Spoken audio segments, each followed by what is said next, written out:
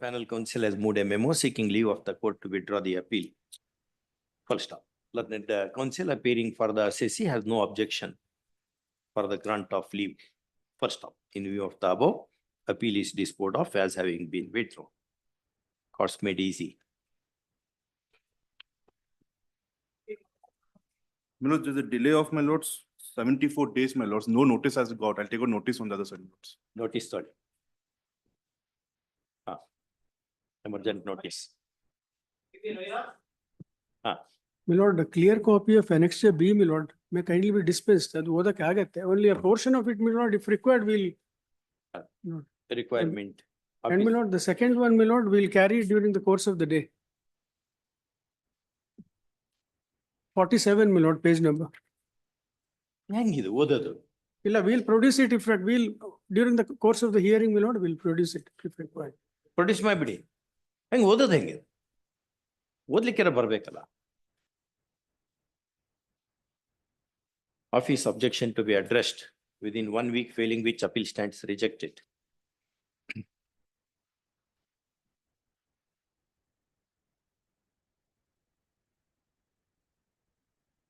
God's want me to withdraw the writ appeal, my lords. Withdrawing. Why so many people are not happy with the court or what? No, but if I may take a Withdrawal is not a good thing. madam, Yeah. an extra copy, one copy. Wrong, the wrong Last- petitioner had come. Oh, Notice the order is issued against A, B approaches the court. Oh, the petition was. yes. You have no objection? I- Allowed. On the last date itself, I had suggested that. I have no objection. Counsel for the appellant has filed. Yesterday, appellants. Well, one appellate. Appellant has filed a memo seeking leave of the court to withdraw the appeal. First stop. Learned EGA, Mr. Butt, and learned CGC, senior CG, CGSPC, CG, SPC, senior panel. senior panel counsel appearing for the union, union, UI have no objection for grant of leave to withdraw. Full stop. In view of the above, writ appeal is disposed of as having been withdrawn with no liberty to revive. Okay, courts made easy. My lord, I have sought for liberty to file a fresh writ petition in the name of the appropriate concern, my lord. But that will not be a person, na? With this person giralla. No. The liberty may be reserved, my lord, in the name of the appropriate concern. That's all, my lord. Full stop. However, this order will not come in the way of appeal being filed by appropriate person. Not a, if we writ petition. Writ petition. Writ petition being filed by appropriate person. Okay, Pledge. Very interesting question of law was there when it's excess in the authority. not, Apply. yes. IS fell into insignificance.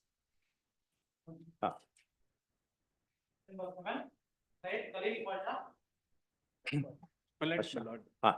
2 more weeks may kindly be given, my lord. Non-compliance ಗೆ Yes, ಏನು ಅದು Supreme Court. peremptory order ಇದೆಯಲ್ಲ. The appeal is dismissed in terms of peremptory order dated 8/1/2025. My lord, ಅಲ್ಲಿ ಮೇಲ್ಗಡೆ ಬರಿಬೇಕು. The peremptory order reads as under. Next paragraph. Appeal. ಆದ್ಮೇಲೆ court effect order ಇದ್ದದಕ್ಕಾಗತ್ತೆ application ಹಾಕಿ recall ಮಾಡಿ. Yes.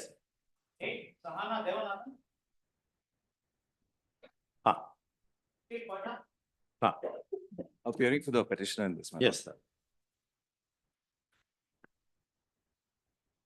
There's- Memo for dismissal is filed by whom? Respondent. Yeah. ಏನಿದು? Please indulge me as I don't Kodamma. name the. Huh? Please indulge me, my lord, as I don't name the parties given the sensitive background story to this matter. The respondent's son-in-law had made a purchase of 2 units from us, Respondent's son-in-law. son-in-law. After that, he said, I don't have enough money, cancel one, retain one. While that transaction was pending, the son-in-law's wife, that is the respondent's daughter, passed away. Subsequently, the son-in-law also passed away. Then what happened was the maternal and paternal grandparents, they had a child. So the grandparents were having a dispute between themselves.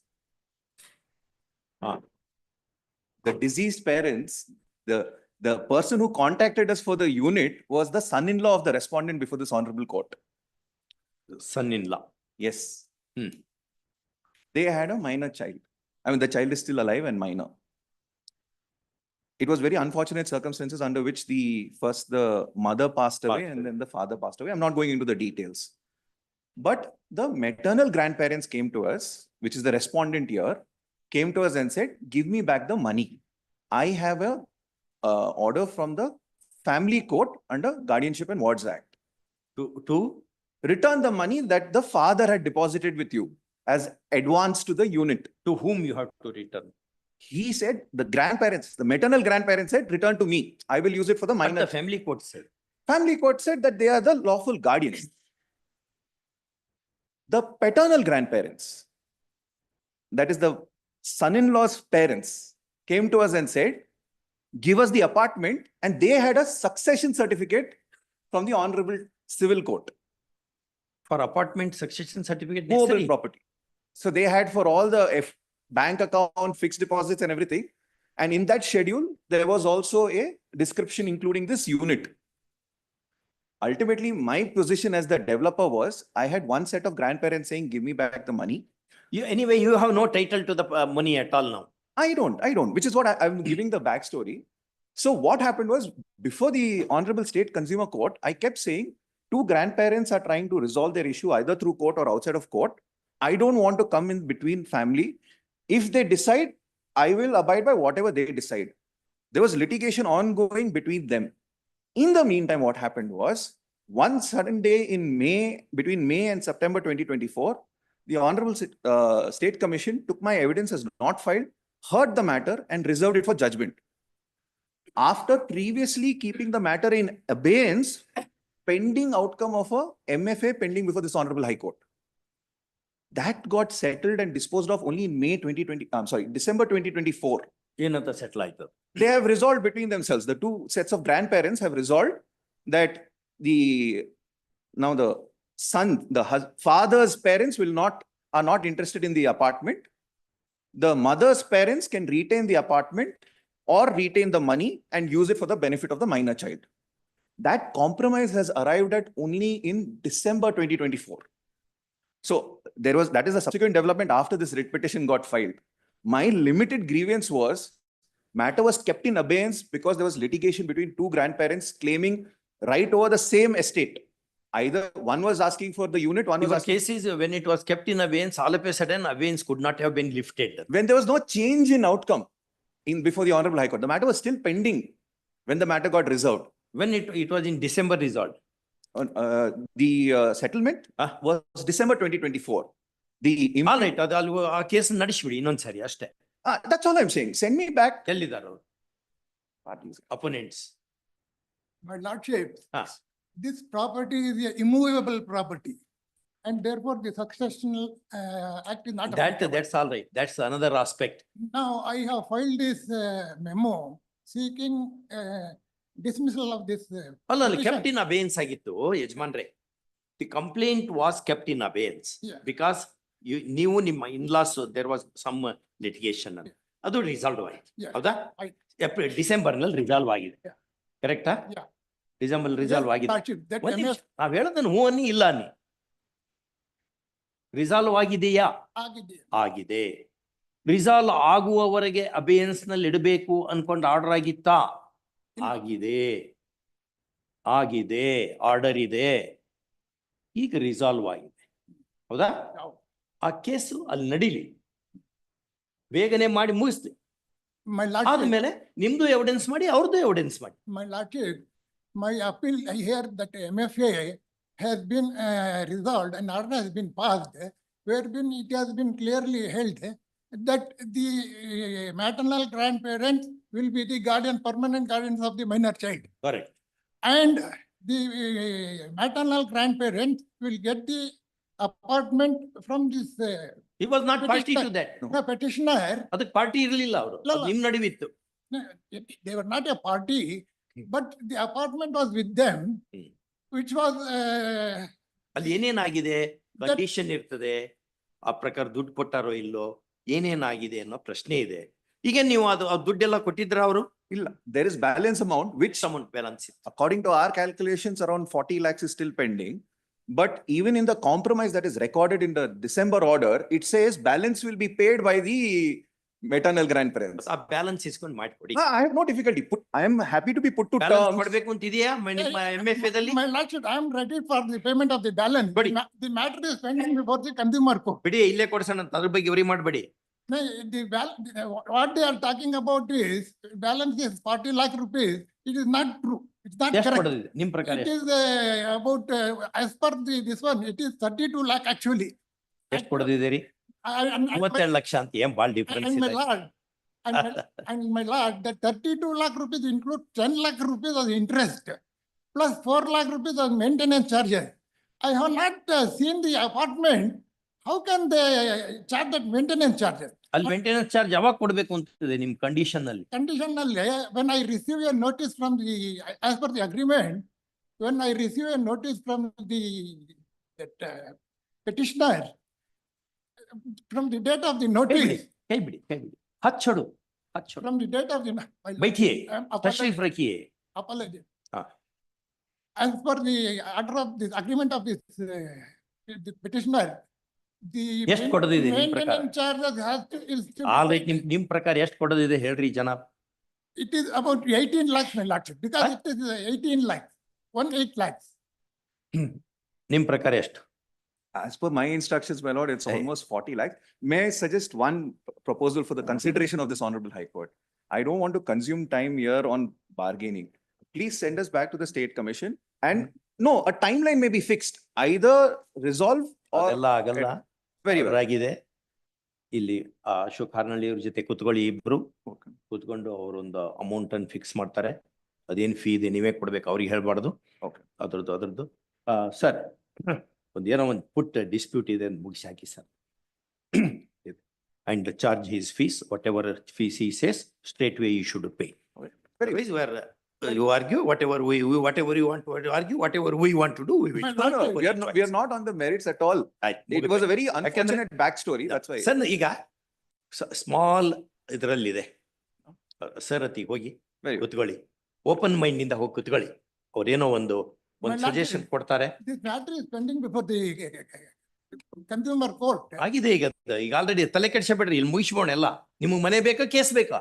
ನಮ್ಗೆ ಬಿಡಿ ಮತ್ತೆ ಕುತ್ಕೊಳ್ಳಿ ಹೋಗಿ ಅವ್ರ ಜೊತೆ. And also the amount, because I am a retired senior citizen.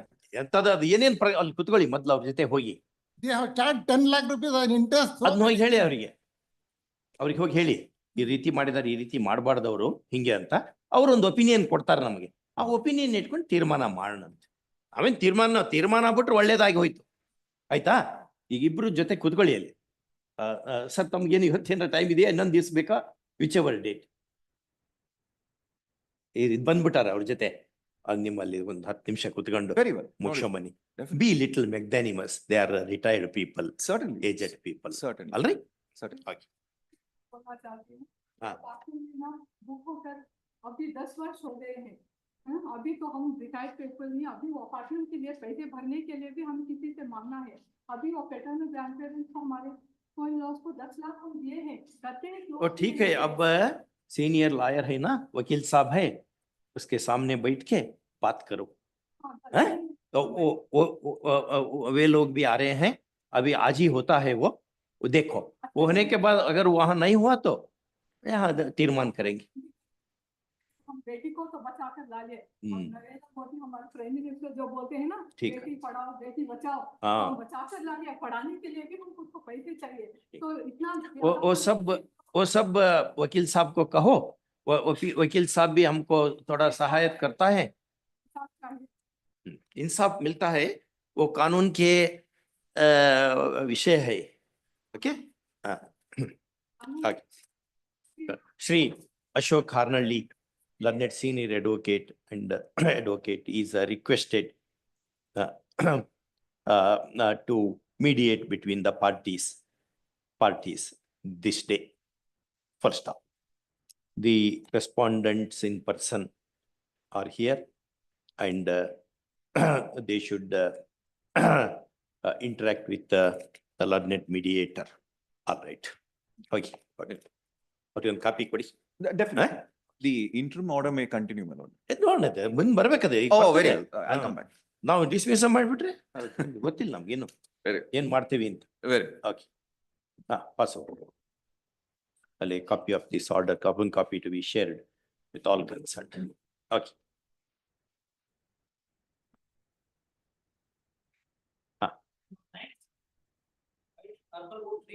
My lord, the office objection, my lord, is to implead the Tahsildar Bangalore South. It's Ah. a KLGP matter, my lord. Tahsildar ಮಾಡ್ರಿ. I will implead the Tahsildar. Petitioner is directed to implead the jurisdictional Tahsildar as our respondent, Second respondent. second respondent. Full stop. Petitioner has amended the cost title in the open court with leave. ಮಾಡಿಕೊಡಿ. I'll do it. My lord, ಮಾಡಿಕೊಡಿ ಈಗಲೇ. I will do that. ಮತ್ತೆ application ಬೇಡ ಮತ್ತೆ ಅದಕ್ಕೊಂದು There are two other objections also, my lord. ಏನು? One, my lord, is that I have not stated about the alternate remedy, I which think two I can do ಮಾಡ್ಕೊಡಿ. right now. And then, my lord, I have produced sale deeds, my lord, to show that the sale of the properties that have happened, few of them, my lord, are not legible.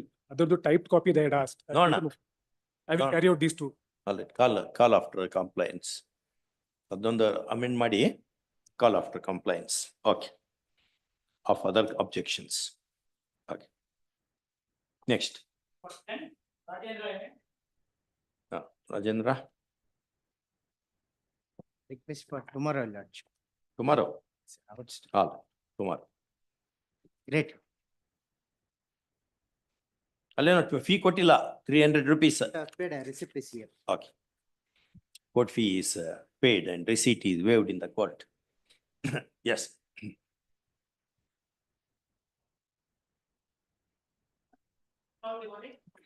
We may be permitted to take notice in this. Sorry. Yeah, for My lord, there's a delay, my lords. I'll file a better affidavit, my lords. This matter is coming first. all right, issue notice. Leave to file better affidavit is accorded to the revenue. Yes. ಅವ್ರಿಗೆ better affidavit ಕೊಟ್ಬಿಡಿ ಆಮೇಲೆ ma'am. Objection ಹಾಕ್ತಾರ ಅವ್ರು. Yes, my lords. Okay.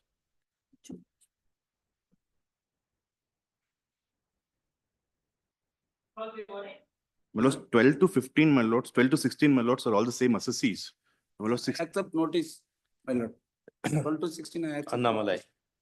Learned counsel accepts notice for respondents. my lords, can I And issue request the delay notice? to be condoned, my lords? Issue notice, signs. 269 days ಎಲ್ಲ ಇದಕ್ಕೆ ಕಂಡೋನ್ ಮಾಡೋಣ. My objections may be recorded. ನೋಡಮ್ಮ. ಎಲ್ಲ 219 days, 219 days. All 219 days ಇದೆಯಾ? ಒಂದ್ 2-3 books ಕೊಡಿ ನಮ್ಮ ಲೈಬ್ರರಿಗೆ. Um, ಯಾವ್ದು ಕೊಡ್ತೀರಿ? Carry this book, my lords. ಯಾವ್ದದು? Shatabdani Ganesh Muli, my lords. ಸಿಕ್ತಾ? Yes, my lords. ಅದಾಯ್ತು ಈಗ ಮತ್ತೆ ಬೇರೆ ಬುಕ್ಸ್ ಕೊಡಿ. ಅದಕ್ಕೆ ಬೇರೆದಕ್ಕೆ ಕೊಡ್ಬೇಕಲ್ಲ ನೀವೀಗ? Yes, my lords. ಹಾ. Carrying P. Lankesh Minal Huli Mavina Mara, my lords. Lankesh. Yes, my lords. ತಡಿ. ಲಂಕೇಶ್ ಅವ್ರ ಬುಕ್ ಅನ್ನು ಕೊಡಿ. ಅಪ್ಲಿಕೇಶನ್ ಅಲೌಡ್ ಫೈನ್ಸ್ ನೋಡಮ್ಮ ಸ್ಟ್ಯಾಂಡರ್ಡ್ ಫಾರ್ಮ್ಯಾಟ್ ಮಾಡ್ಕೋಬೇಕಾ? Okay. Delay application allowed delay condoned. Okay. Well, serial number 16 will go on That will- monitor. That below, my Monitor limits, my lord. that will have to be dismissed, my lords. Below limit ಇದೆ ಏನದು? ನೋಡಮ್ಮ. The appeal in ITA number 647 of 2023 comprising amount less than what is prescribed for appealability wide CBDT circular dated 5 of 24, my lords. 5 of 20 No, no, 9 of 20. 9 of Again, 2024. 9 of 24 dated 17/9/24.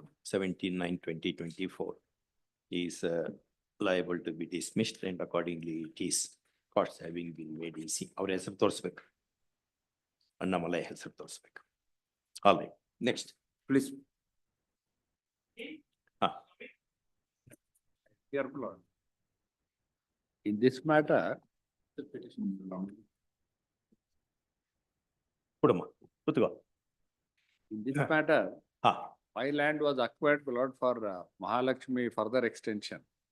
Later on, with the condition that land should be reconveyed to me. Then several proceedings took place, nearly 3 times allotment was made. Then subsequently, my lord, last occasion, they have made an allotment of 9 sites in our favor. Now, exactly in the middle of my plot, my lord, now the Keshavarayana committee says that the landlord, The BDA has sold the property to me. Now BDA says that the land of the present landlord, who has now made a representation to them saying it should be denotified, that the committee says that that should be denotified. But what happens is this property which is sought to be denotified comes exactly in the middle of my plot. The BDA can consider giving them some other alternate plot, because 4 times my land- ಯಾರಿದ್ದಾರೆ ಬಿಡಿಎಗೆ? Mr. Murugesh Charati, my lords. Charity is not well or what? Charati, ಹಾ, ಏನು ಹುಷಾರಿಲ್ಲ ಅಂತ. ಹುಷಾರಿಲ್ಲ ಅವರಿಗೆ. ಅಲ್ಲ BDA alternate land ಕೊಡ್ಬೇಕಾದ್ರೆ. ಅವ್ರು ಡಿಸೈಡ್ ಮಾಡಕ್ಕಾಗ್ತದೆ ಬಿಡಿಎ. ಆಮೇಲೆ ಇವರು ಅದಕ್ಕೆ ಒಪ್ಪಬೇಕಾಗ್ತದೆ. ಇಬ್ಬರನ್ನು ಕೇಳ್ಕೊಂಡು ನೀವು ಅಂತ ಒಂದು ರೆಪ್ರೆಸೆಂಟೇಷನ್ ಅರ ಕೊಟ್ಟಿರಾ? ಅಲ್ಲ, ಆದ್ರೆ ಈ committee has now passed an order saying that I should be given an alternate land. ಅದೇನಾಗುತ್ತೆ, ಇದು ಮಿಡ್ಲ್ ಅಲ್ಲಿ ನಮ್ದು ಎಂಟೈರ್ ಪ್ಲಾಟ್ ಅಲ್ಲಿ ನಿಮ್ಗೆ ಏನ್ ಕೊಟ್ಟಿದ್ದಾರೆ ಅದರಲ್ಲೇ ಬರುತ್ತನ್ನದು? ಅದರಲ್ಲೇ exact middle of the plot ಅಲ್ಲಿ ಬರುತ್ತೆ ಅವ್ರದ್ದು. ನಮಗೆ entire thing becomes useless because the plot which is sought to be denotified comes exactly in the middle of our property. And this property, my allotment has been upheld by this honorable court also much prior to all this. Now uphold ಆಗಿದೆಯಾ? ಎಲ್ಲ uphold ಆಗಿದೆ. That is Yes, what is it? My lords, in fact, a portion of the land has now been acquired by KADB for formation of BMRCL. My lords, the Is it true? Allah, one portion is acquired by Metro. I am not concerned with that because that we have accepted a portion of the land is acquired by Metro. That is not under issue. Page charity 9. ಬರ್ಲಿ. Charity ಅವರಿಗೆ ಆರಾಮಾದ್ಮೇಲೆ ಬರ್ದು next week ಹಾಕೊಂಡು ಅಂತ ಹೇಳಿ. Charity ಅವರಿಗೆ weak after next ಹಾಕೋಣಂತೆ. Charity ಅವ್ರು ಬಂದ್ಮೇಲೆ he is not well, ಬರ್ಕೊಳ್ಳಿ. Call this matter week after next to enable BDA panel counsel Mr. Charati to come and argue. May I request for a date? 23, 20, ಯಾವ year? 23 matter. 2 weeks ಬರುತ್ತೆ. Okay. Entry more to continue. ಆಯ್ತು. Entry more. Yes. 1819 my lords, notice will have to go, my lords. Yes, emergent notice. No, this has to be dismissed, my lords. Monetary limit, my lords. Monetary limit. The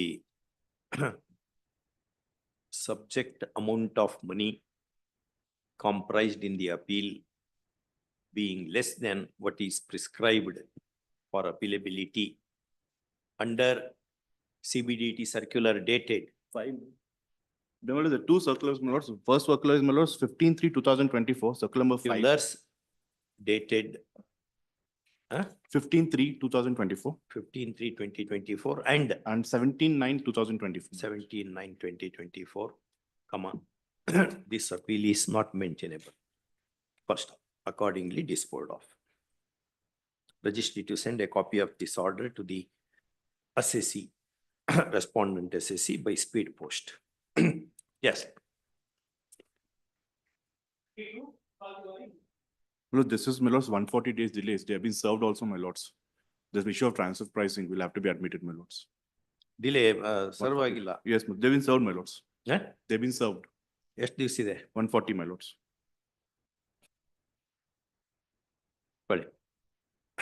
Appeal is filed after booking a delay of 58 days, 140, my lords. 140 days 140. in filing. Full stop. Application in IA1 of 2024 supported by affidavit accompanies it. Full stop. Explanation is offered and it is found plausible. Full stop. Delay is also not that long. Full stop. There are arguable points in the appeal. Full stop. Next paragraph. In view of the above, in sentence, despite service of notice, the respondent assessee has not turned before the, come to the court, come before the court. First stop. In the above circumstances, application is favored and delay of 140 days is condoned. First stop. Appeal is admitted on the substantial questions of law framed in the appeal memo, which are as under. Okay.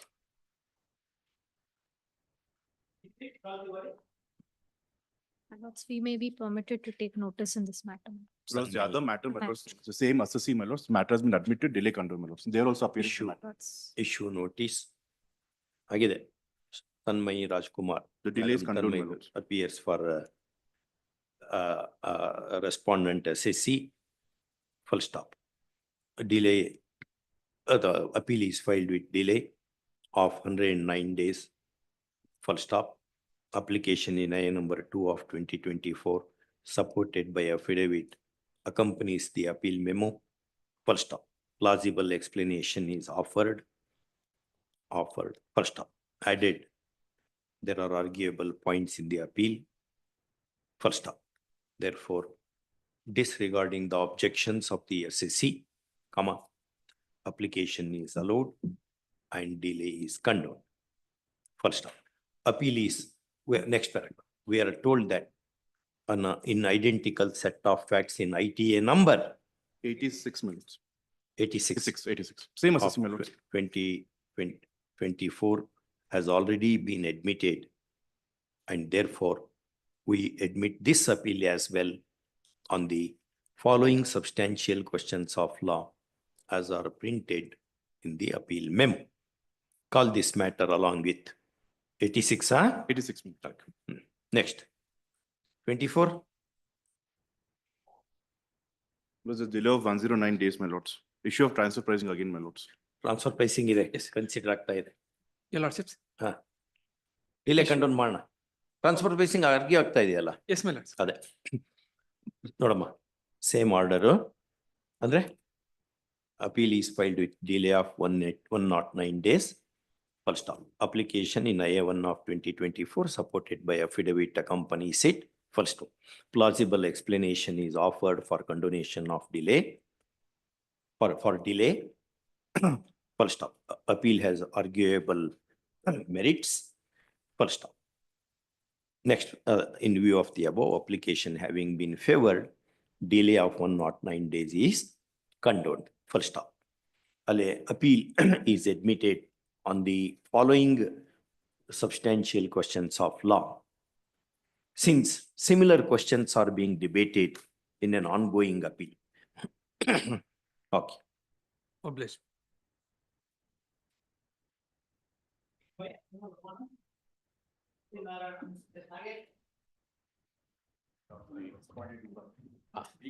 Interim order was granted of. Interim. Interim time taken. Not well. Short question is, my lord, Ah. whether the land grabbing court can have jurisdiction admittedly when there are documents of grant issued in favor of any person. What the Supreme Court says is correctness of grant or correctness of documents cannot be considered by the special court. Remedy lies before the civil court. On that short point, whether they would have jurisdiction or not in matters where that is the only point, my lord. Validity ನೋಡಕ್ಕಾಗಲ್ವಾ? Validity ನೋಡಕ್ಕಾಗಲ್ಲ, civil court ಅಂತಾನೆ ಇದೆ. That is what, my lord, the Supreme Court has said. Anyway, let us, entry order ಇದೆ ನಿಮಗೆ. Interim order ಇದೆ. Call after 4 weeks on the request of learned counsel appearing for the caveator respondent. Some on the- date on may held be ground. fixed. Some date may be. Don't date, 24 matter ಇದು. Interim order to continue. Okay.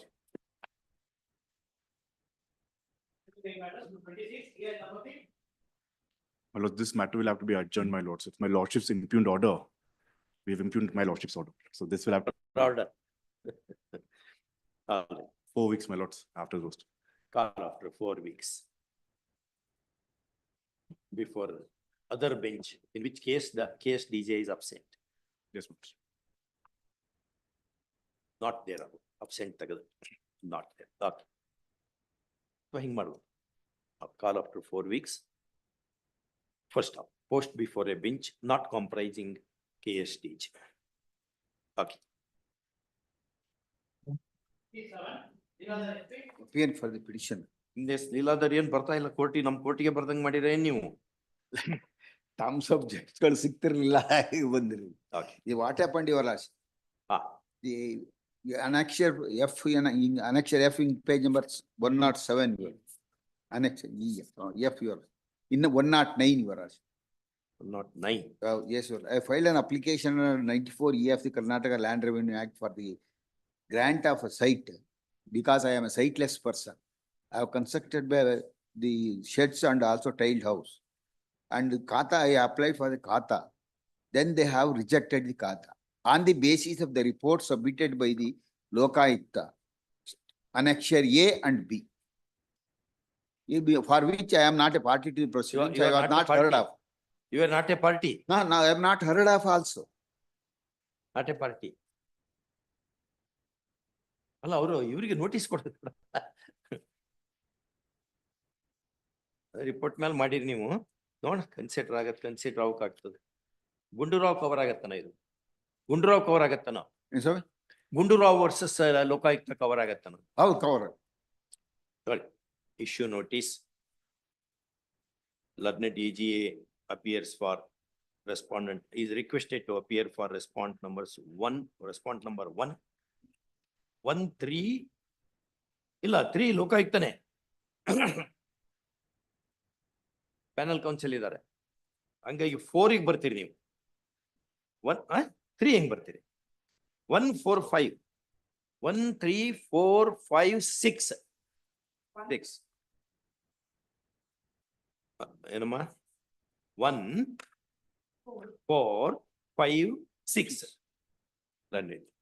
Shri Venkatesh Arbhattina, learned panel counsel Shri Venkatesh Arbhatti is requested to accept notice for response numbers 2 and 3. Yes. Emergent notice 2, 7. Full stop. Interim order as prayed for till next date of hearing. Much trouble. ಅವ್ರಿಗೆ copy ಕೊಡಿ. ಕೊಡ್ತೀನಿ sir, I will furnish it. The copy of interim order shall not be released till after copies are served on the learned HCGP and on the learned panel council, and further acknowledgement is filed in the registry. Yes, much trouble. Okay.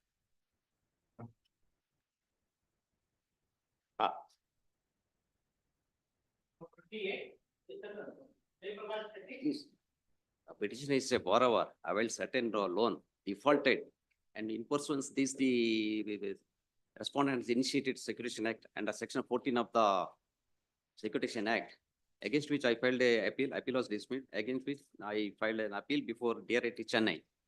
In pursuance with the statutory deposit, I made a deposit of 4,50,000.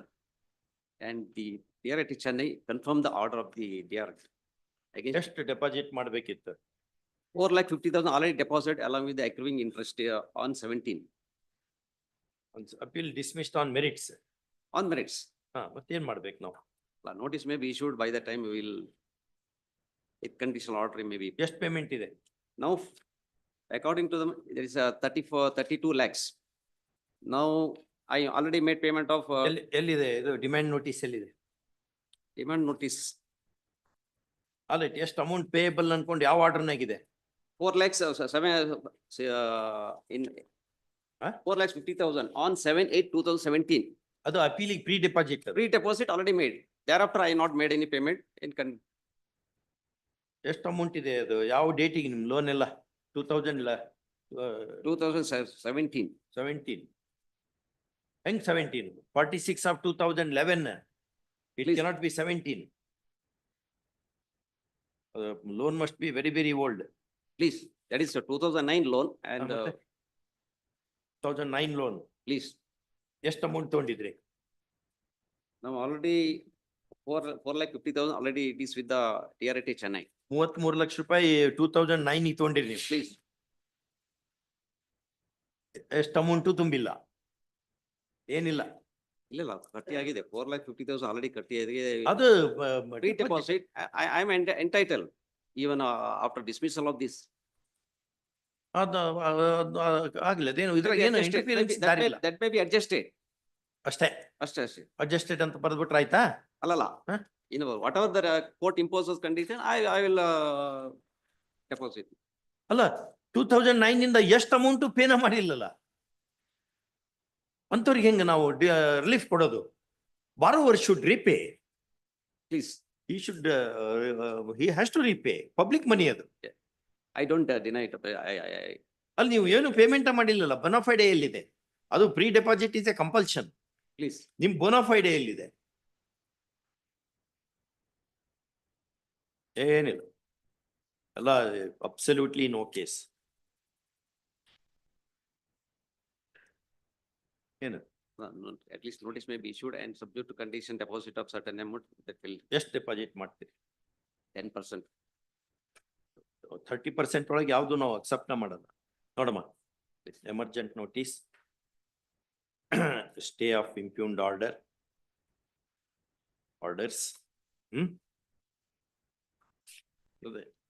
order still next date of hearing, subject to petitioner depositing with the bank 30% of the principal amount and also the interest that has accrued due thereon till date in 3 equalized installments, fortnightly installments, failing which the petition stands rejected. Including the amount already paid. Huh? Including the amount already paid. ಅದಿರ್ಲಿ, ಇದು ಮಾಡ್ಕೊಬೇಕು. While working out the 30% amount already deposited as a requirement under section 18 of the Surface Act shall be given deduction to. Okay.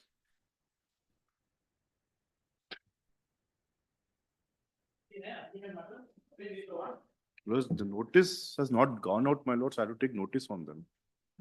Other side has come, my lords. Here for the respondent, my lord, I'll accept notice. 3, In connected matters, it has been already ordered. admitted. Admit ಆಗಿದೆಯೇನೋ? Yes, my lords. No, not admit. Not Not admitted, only notice has been ordered. All right. Shri, issue notice, Shri, K permit. K permit. so and so appears for respondent. Link with 20 of, Assessing. ಇದನ್ನ ಕಾಲ್ along with 20. 20 ನಾ? 20, my lord. CA 20 of 2024. All 4 weeks time may be. given. right. All after 6 weeks. Okay. Okay.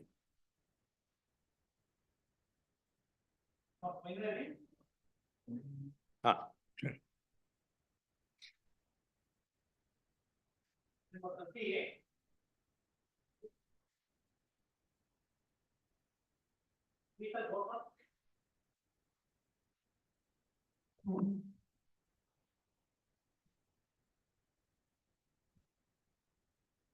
Yes.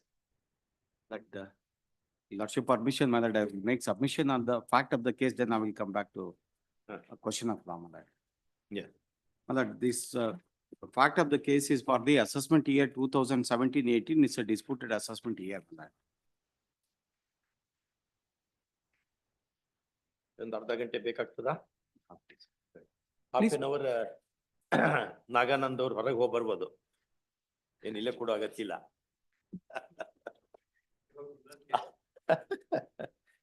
All right. My lord, assessment year disputed in this case, my lord, the 2016-17. 2016-17. Please, my lord. Ah. The assessee appellant is an general manager of the Cooperative Society Bank. GM of Cooperative Bank, Yes, please. Range Cooperative Society, another. Please, my lord.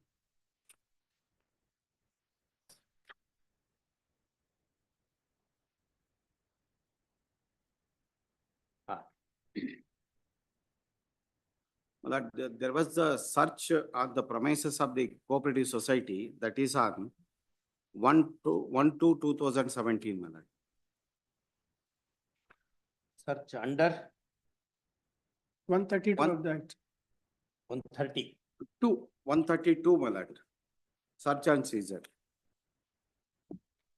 On 1/2/2017, my lord. On the premises of the, that is a cooperative society, it's a Badagu Bettu Cooperative, Credit Cooperative Society Limited Udupi. So it's a society and the trust.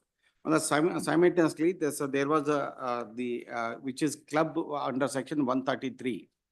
Even assessee also it's a searched on subsequently. On the same. 132 and 133. Yes, my lord. Ah. And the contention of the assessing authority, the assessee also it's a false under the 132 subsection 4. It's a false and such the part of that. And during that, my lord, after completing the search concerned about the appellant, the notice was issued under section 153C. Notice dated My lord, notice dated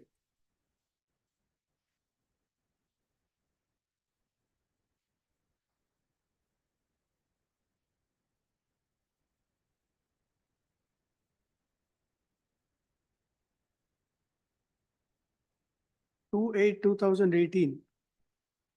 Huh? Lord, 2A. Proceedings under section 153C were initiated and accordingly notices under section 153C were issued on 2/8/2018. Under 153C. See, Please, my lord. Okay. And thereafter, the assessing authority has concluded the assessment order, my lord. And after the assessment order, in the assessment order, Order is completed under section 143(3), 143(3), read read with 153C. 140. 143, subsection 3, read with 153C.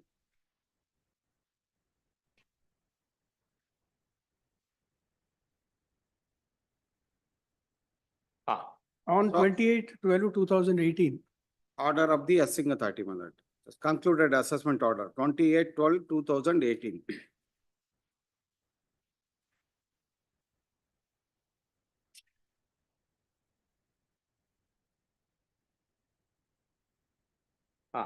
What was the assessing authority while passing an assessment order? He made the interest claimed by the assessee as disallowed, my lord.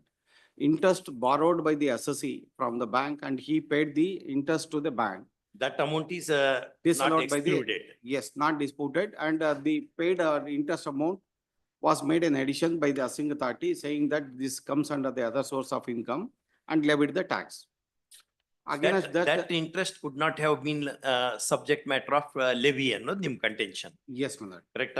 Yes, that's what on merit of the case concerned. My lord, it's a, before your lordship is only 271(1)(c), it's a penalty order we are challenging. I'm giving a background of the case to assess this lordship to be at the correct fact of the case. On merit of the case, my lord, so that the disallowances of the assessing authority was challenged before the appropriate CIT appeals commissioner. The commissioner CIT appeals is the disallowed the assessing authority has been deleted and allowed the appeals in favor of the assessor. That interest component is deleted. Yes, please, my lord. On merit of the case, the appellant is succeed on that. And thereafter, my lord, after issuing the notice 153C, the returns was filed in response to that notice. The assessee was brought to the notice of the revised returns. That revised returns and earlier original returns every year is filing the assessee under section 139 of the act. So every assessee need to be filing the returns and accordingly file the returns. And after this, the search, the assessee was filed the revised returns again. In the revised returns and brought to the interest amount also. So that was the assessing authority while issuing the penalty notice, he says that original returns and the interest amount was not being disclosed. So therefore, so it is a concealing income. So it's a suppressing fact of the case, and 271(1)(c) is a concealed income. It's an attract in this case and issued the notice. But that interest component was deleted by the health rate. Absolutely, we are, that is a ground we have taken, my lord. So that once it's deleted, so that subsequently the penalty will not be stand. That is our stand we have taken before the assessing authority. And assessing authority was relying on the Supreme Court judgment, saying that the once in the during the search, if you are voluntarily declared, so that amount even voluntarily declared surrender income, it's nothing but a concealed. Penalty was upheld in the Supreme Court DACA case. That's what he wanted. I am able to be demonstrate that Supreme Court judgment, how it is not applicable in my case also.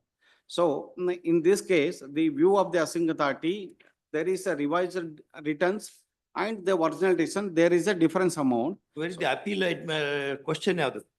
My lord, appeal is the tribunal order is a question against the ಎಲ್ಲಿದೆ ಅದು? annexure A, my lord. ಅಲ್ಲ appeal memo ಇದು appeal substantial question ಏನು? Substantial question, page number 40, my lord, where the on merit of the case is deleted. It comments page number 40 onwards, my lord.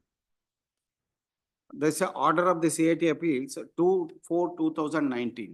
Substantial question, my lord, in page 17, Substantial question of law, my lord, page 17. 17. Whether, whether on the fact and circumstances of the case, the tribunal had come to a right conclusion. Question is, once appellate order excluded the interest amount, whether that could have been held to be a concealed income or not. My lord, That while, is the question. while imposing the penalty, that particular portion on which relief was granted was excluded. Correct.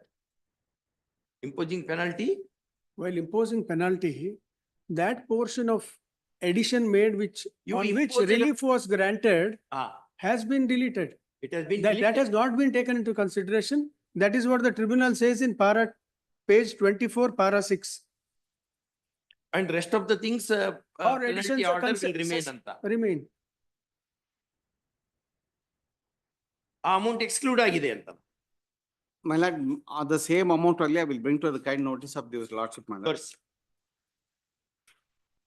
ಈಗ ನಾವು clarify ಮಾಡಿಬಿಟ್ರೆ ಆ amount exclude ಆಗಿದೆ ಅಂತ. That is a finding of fact, my lord, which is recorded. We will repeat it that. Your submission will repeat and grant only to that extent relief first. That's what, please.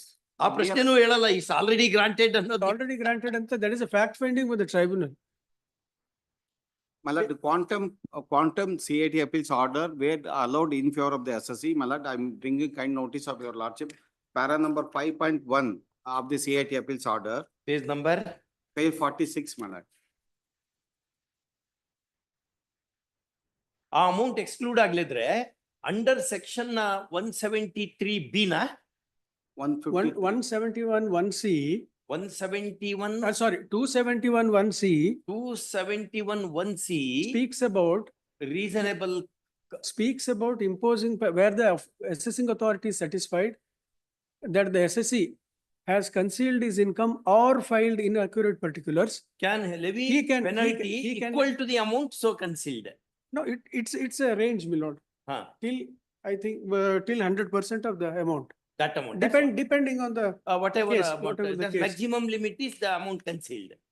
All right. here, my lord, the finding is, fact finding of the tribunal is, whatever relief was granted by the appellate authority has Excluded not been, has while been excluded while computing the penalty ಅಂತ. penalty, and that is the ಅದೆಲ್ಲಿ? observation. Page 24, ink page 24, internal 7 of tribunal order, annexure A. Para 6, Para 6 ah. Yes, my lord. para The 6, finding my of lord, the- finding of the tribunal, Page number 24. annexure A, my lord, none otherly ink page 24. ಅಲ್ಲಿ now In- the assessee is in Allah, we have heard We have rival contrition, page 25. internal. We have heard the internal rival submissions. Yes, please. And and peruse the peruse the materials on materials. record. Admittedly, the runner CIT appeals already deleted the quantum addition made by the AO in this case at so and so. 23,83,000 ರೂಪಾಯಿ delete ಮಾಡಿಬಿಟ್ಟಾರಲ್ಲ. Allah, delete, that is on quantum, my lord, from the original assessment. That is the addition made to the, in the order of assessment. To that extent, in the appellate proceedings against the order of assessment, a relief is granted. This amount is deleted. Deleted in the original order of assessment. I mean, Appellate order of the Appellate- assessment. appellate authority has deleted this addition Correct. made by the assessing authority. Correct. What is before my lordships is a separate proceeding under section It does not 270, include this amount. this amount. ಅದೆಲ್ಲಿದೆ? My lord, that is what the tribunal goes on, my lord, para 6. However, the AO levied penalty on the amount of difference between the income offered in original income and the final assessed income. The final assessed income includes an amount of 23 lakhs. In our opinion, AO cannot levy penalty which is already deleted by CIT appeals. Correct. It is also noted that CIT appeals not considered this amount of 23 lakhs while levying penalty, vide is order dated so and so. He confirmed review of penalty only to the extent of 16,59,756. All the remaining amount. ಅಲ್ರಿ ಇದೆಲ್ಲ delete ಮಾಡ್ಯಾರಲ್ರಿ, This is the finding, will not subject to. Delete ಆಗಿದೆ ಅದ. Malad, see, is a 16 lakhs, where did he cut it? So it's nothing, it's a. Now we will say that. ನಾವ್ ಹೇಳ್ಬಿಡ್ತೇವೆ ಈಗ, ಬಿಡಿ ಅಂತ ಮುಗದೆ ಹೋಯ್ತು. ಏನಮ್ಮ? What you want to say? We have filed the revised returns. As per the revised returns, the quantum of the CIT appeals is already allowed. Nothing is remains now. 16 lakhs is made additions unnecessary and without even noticing also. Malad, once ಅಲ್ಲಿ additional income ಇದನ್ನ ITR ಹಾಕ್ಯಾರನವ್ರು. and two Lord, what judgment of happened was, the. subject to my lords. ITR, additional ITR ಹಾಕಿದ್ರೆ What consider ಮಾಡಿ. happened was a search came to be conducted. Correct. Notices were issued Notices were under issued section under 153C. 132. Huh? 153C. Ah. After the search, my lord, the notice is issued in the case of the other person under 153C. In the case of the. Some other person. In the case of the Therefore, person intimation went to the assessing authority. assessing authority, then he files his revised return. My lord, taking the revised return, excluding the amount which is already 23 lakh. 23 lakh, is the amount on which penalty is levied, is the fact finding. The once it's deleted at the 23 lakhs, where is the question of penalty? And my lord, it's 23 lakh specific. ಹಾಕಿಲ್ಲ ಅಂತ. Delete ಆಗಿ ಹೋಗಿದೆ ಅಂತ. This 16 lakhs, my lord. 16 lakh ರೂಪಾಯಿ ಹಾಕಿದ್ದಾರೆ. ಅದಕ್ಕೆ explanation ಇಲ್ಲ ಅನ್ನೋದಕ್ಕೆ ಹಾಕ್ಯಾರೆ. ಅಲ್ಲಿ 273C seeks a reasonable cause. Reasonable cause ಅಂತ ಅಮೆಂಡ್ ಆಗಿದೆ, 87 ಅಮೆಂಡ್ಮೆಂಟ್. ರೀಸನೇಬಲ್ ಕಾಸ್ ಬೇಕು. ಆ ರೀಸನೇಬಲ್ ಕಾಸ್ ನೀವು ತೋರಿಸ್ಲಿಲ್ಲ ಅಂದ್ರೆ ಅವಾಗ ಹಾಕ್ಬೋದು ಅಂತ ಹೋಲ್ಡ್ ಮಾಡಿದೆ supreme court. 2009 supreme court. 153A is a specific provision in income tax law. It is in case of search only. Once notice is issued under 153A or C, he can file the return. Revise return ಹಾಕ್ಬೋದು. ಹಾಕಿದ್ರಿ ನೀವು? Yes. Original return and the revised return filed under section 153A, which is not allowed by him. If he files any income in excess of 153C or A, then only penalty will be levied. He has levied here penalty for difference between original return filed under 139 and revised return filed in response to the notice under 153C, which is not permitted as per law, Your Lordship. Gujarat High Court and other high courts are very clear on that point, that they cannot levy penalty. ಈಗ There is one, I will. ಒಂದ್ ನಿಮಿಷ ಇರಿ. Search took place in others' premises. Correct? That intimation went to the assessing officer, jurisdictional assessing officer. ಆವಾಗ ಅವ್ರು notice ಕೊಟ್ರು, ನೋಡಪ್ಪ ಹಿಂಗೆ ಇಷ್ಟು ಅಮೌಂಟ್ ಸಿಕ್ಕಿದೆ. Just clarify, Lord. Once a search is conducted in the name of a person, and if the seized materials there belongs to some other person, those seized materials will be forwarded to the assessing authority of the other person. Correct. So then he will also be covered under search under 153C, not under 153A. Now, my lord, wherever search is conducted, an explanation is, my lord, added, explanation 5A To the section. to the section 271(1)C, which says, notwithstanding that such income declared by him in return of income furnished by him on or after the date of search, he shall, for the purpose of imposition of penalty under 271(1)C, be deemed to have concealed the particulars of his income or furnished inaccurate particulars. ಅದು Gujarat high court ಯಾವ section ಅನ್ನು consider ಮಾಡಿ? That same, it's in favor of the assessor only it is there. This amendment is with effect from which date? My lord, this is from 1/6/2007. 1/6/2007. That is what it applies to. the CIT appeals. My lord has observed in page number 68-17. This is the basis on which. Running page. Running page, my lord, 68 in my memorandum, my lord, internal, page 17, In case you are ready. CIT appeals. Internal page, 60, internal page 16 may be seen, my lord, 5.2. I'll just read, my lord, then the whole facts will become clear. May I read, my lord? 5.2. I have carefully considered the submissions made by the AR as well as the discretion made by the AO in his order passed by under section 271(1)(c) of the Act. The accepted facts of the case are that the appellant had filed original return of income for 1617 on 5/8/2016, declaring a total income of 8 lakhs. Thereafter, a search and seizure operation under 132 of the Act was conducted, wherein appellant's residential premises were also searched. In the course of search, certain unaccounted income investments were unearthed. The appellant disclosed additional income only pursuant to the conduct of search and seizure operation and filed the revised income on 16/11/2018, declaring a total income of 67,42,000. The case is covered by explanation 5A of section 271(1)(c) of the Act, as search under section 132 of the Act was initiated after 1/6/2007. The provisions of 5A are last, come to last 4 lines. last 4 lines. Then, Notwithstanding, Yes. notwithstanding that such income is declared by him in any return of income furnished on or after the date of search, he shall, for the purpose of imposition of penalty under section clause C of subsection 1 of the section, be deemed to have concealed the particulars of his income or furnished inaccurate particulars of such income.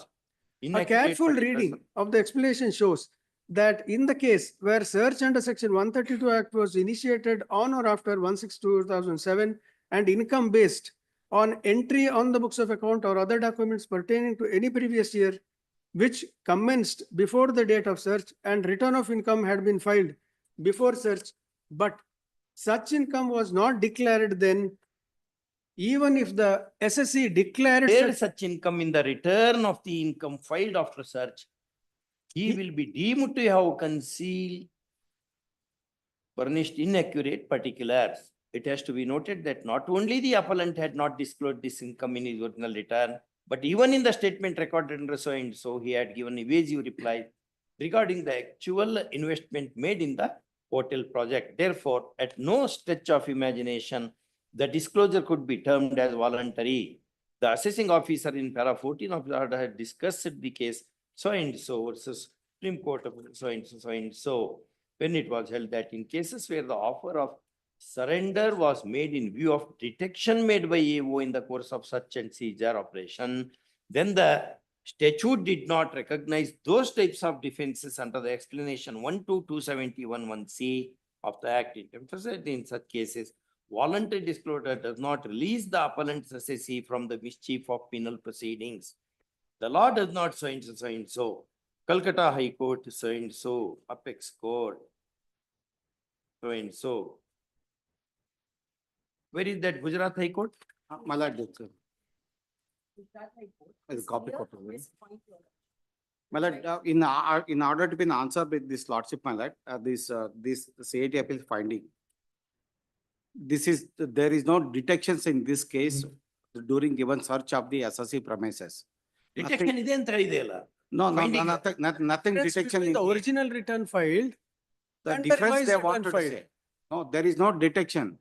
What is the difference is between original return file If there is a difference between between the original return filed and the return subsequent to search, the SSC cannot take a plea that he has declared income.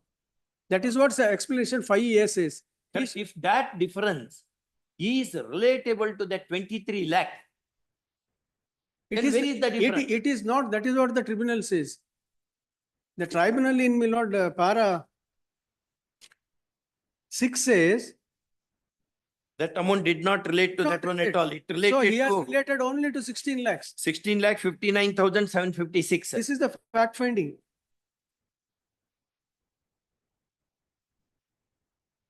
Definitely, my lord, on the amount which is deleted No penalty is. No penalty can be imposed. I cannot argue on that point.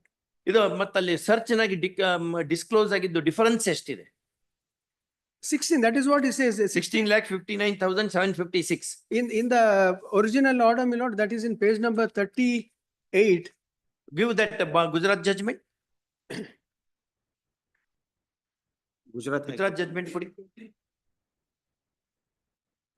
Madam ಇದು ಕೊಟ್ಟಿದ್ವಿ ಇಲ್ಲಿ 2 copy of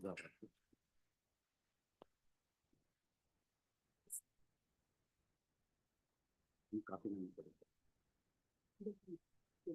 ಅದಾವ Gujarat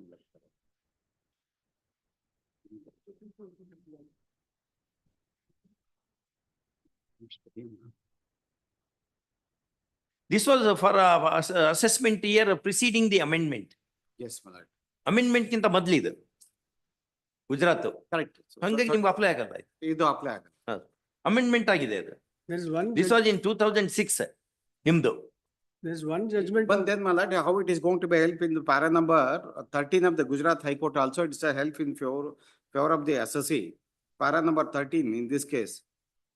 The considering the fact and circumstances of the case and also considering the decisions relied upon by the senior advocates for the appellant. We are of the consideration opinion that the view taken by the tribunal is erroneous. CITFS is rightly held that it is not been relevant whether any returns of income was filed by an assessee prior to the date of search and whether any income is undisclosed in that returns of income. In the view of the specific provision 153 of the IT Act, the returns of income is filed in response to the notice 153A of the Act. It is also considered the returns filed under section 139 of the Act. So whatever we have filed even in response to 153 is nothing but a 139 original returns is nothing but a filing. So there is no concealment in this case.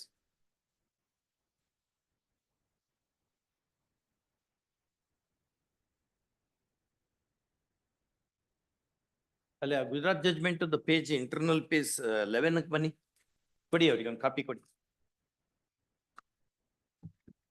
Para, my lord. Para 9.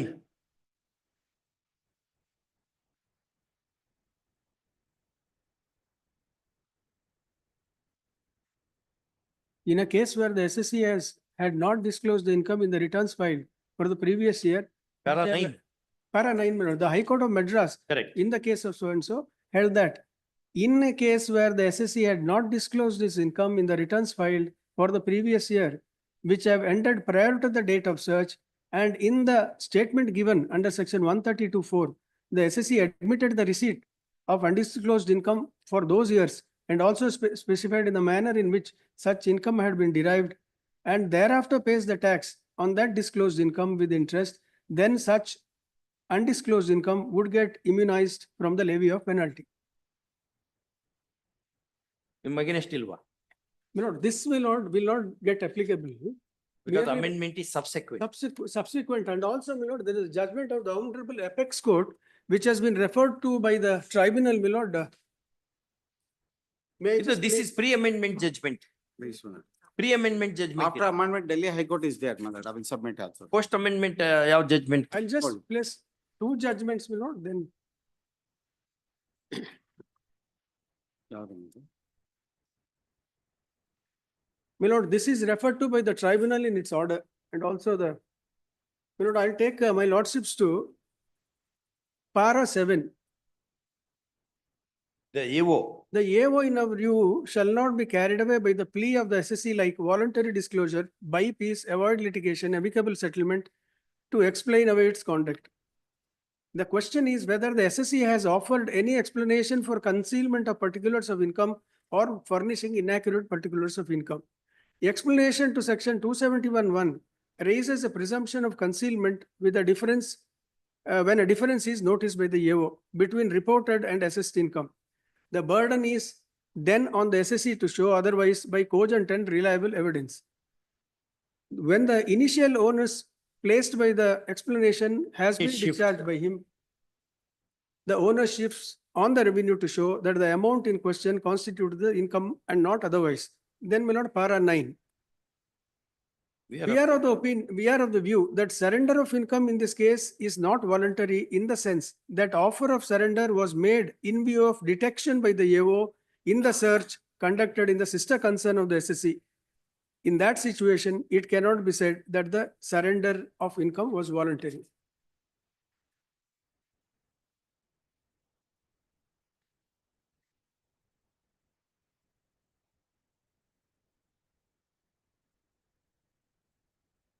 Pre-amendment ಇದೆ.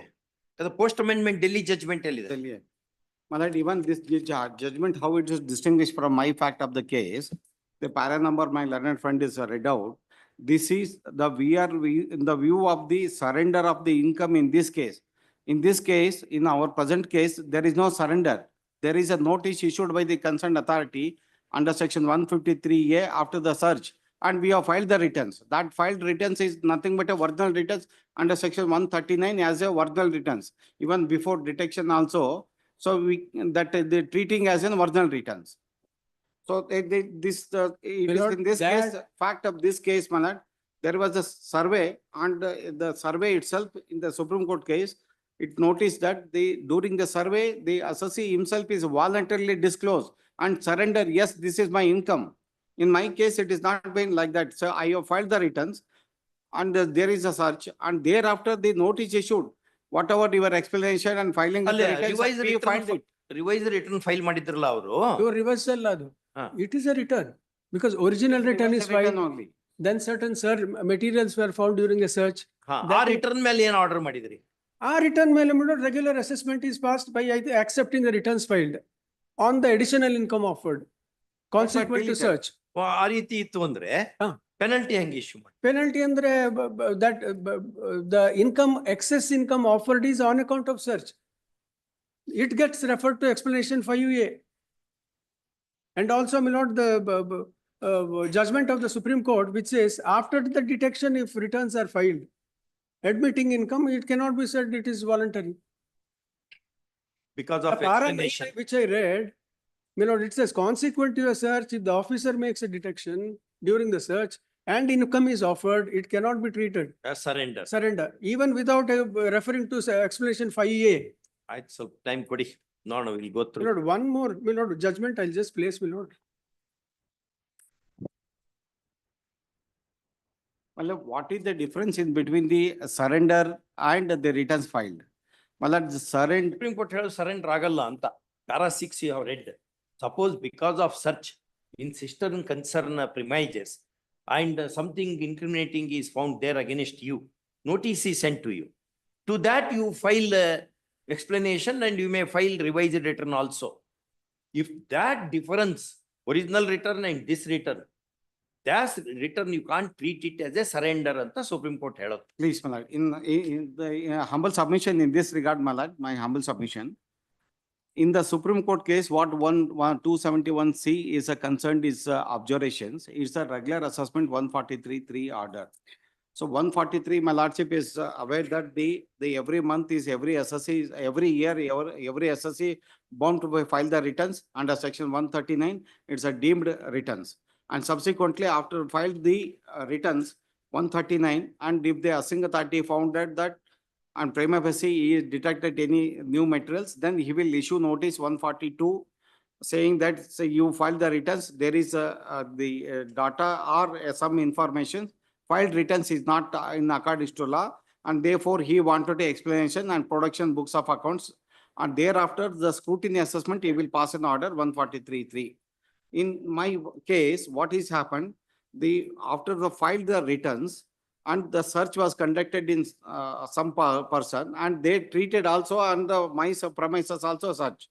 After that, they issued the notice to me saying that nothing is found out at the time of search, and any books of accounts and filing of the returns is required to be, you file it. Then after the scrutinizing entire documents, then we file the revised returns. That revised returns is a specific provision under section 153, is a treating as a original returns. ನೋಡೋಣ ಇರಿ, ನಮ್ಗೆ ಇದ್ರ ಬಗ್ಗೆ ಅಷ್ಟು My ಗೊತ್ತಿಲ್ಲ. lord, my lordship may kindly see, my lord, one paragraph of the penalty order itself, that is in ink page 39, my lord, in my, this one, last page, page 9 of penalty order. It's in page 39, my ink. Para 15. Considering all the facts of the case, I am satisfied that the SSC has concealed the particulars of income in the return of income he had originally filed before detection During the course of such of the conduct. concealment during the course of search conducted. No, no. This is the there are case, some- ಅದು Delhi judgment ಕೊಡಿಲಿ. Delhi judgment. Madam.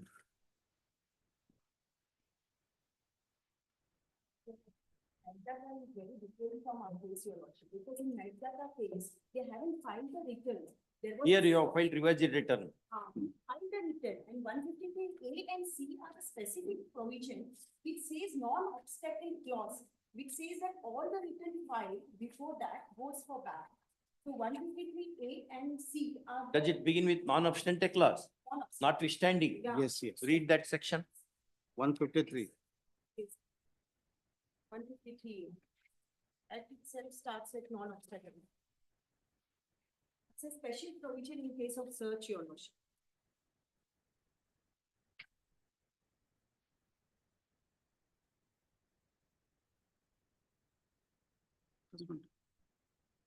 That 153A. Assessment in case of search or requisition. In notwithstanding anything contained in subsection 139, section 147, section 148, section 149, section 151, and section 153. In the case of the person where the search is initiated under section 132 of the 132 or books of accounts, other documents or any other asset. Issue notice to such person requiring to 132 and furnish may have that. the period it may specified in the notice, the return of income.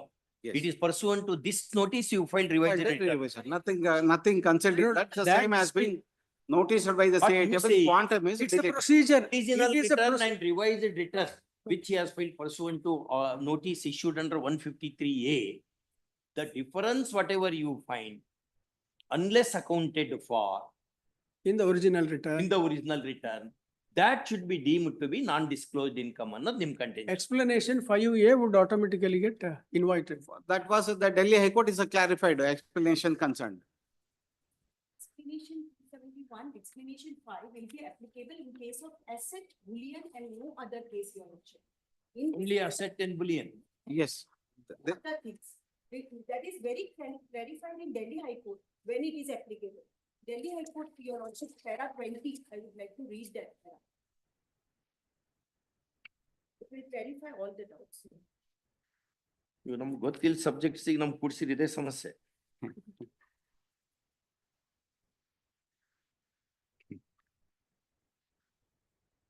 Para Paragraph 20, therefore, Delhi High Court. Okay. ಮಧ್ಯಾಹ್ನ ಬನ್ನಿ senior advocate wait ಮಾಡ್ತಾ ಇದ್ದಾರೆ ಅದೊಂದು ಇದರಲ್ಲಿ come in the afternoon. Let us Please, ma'am.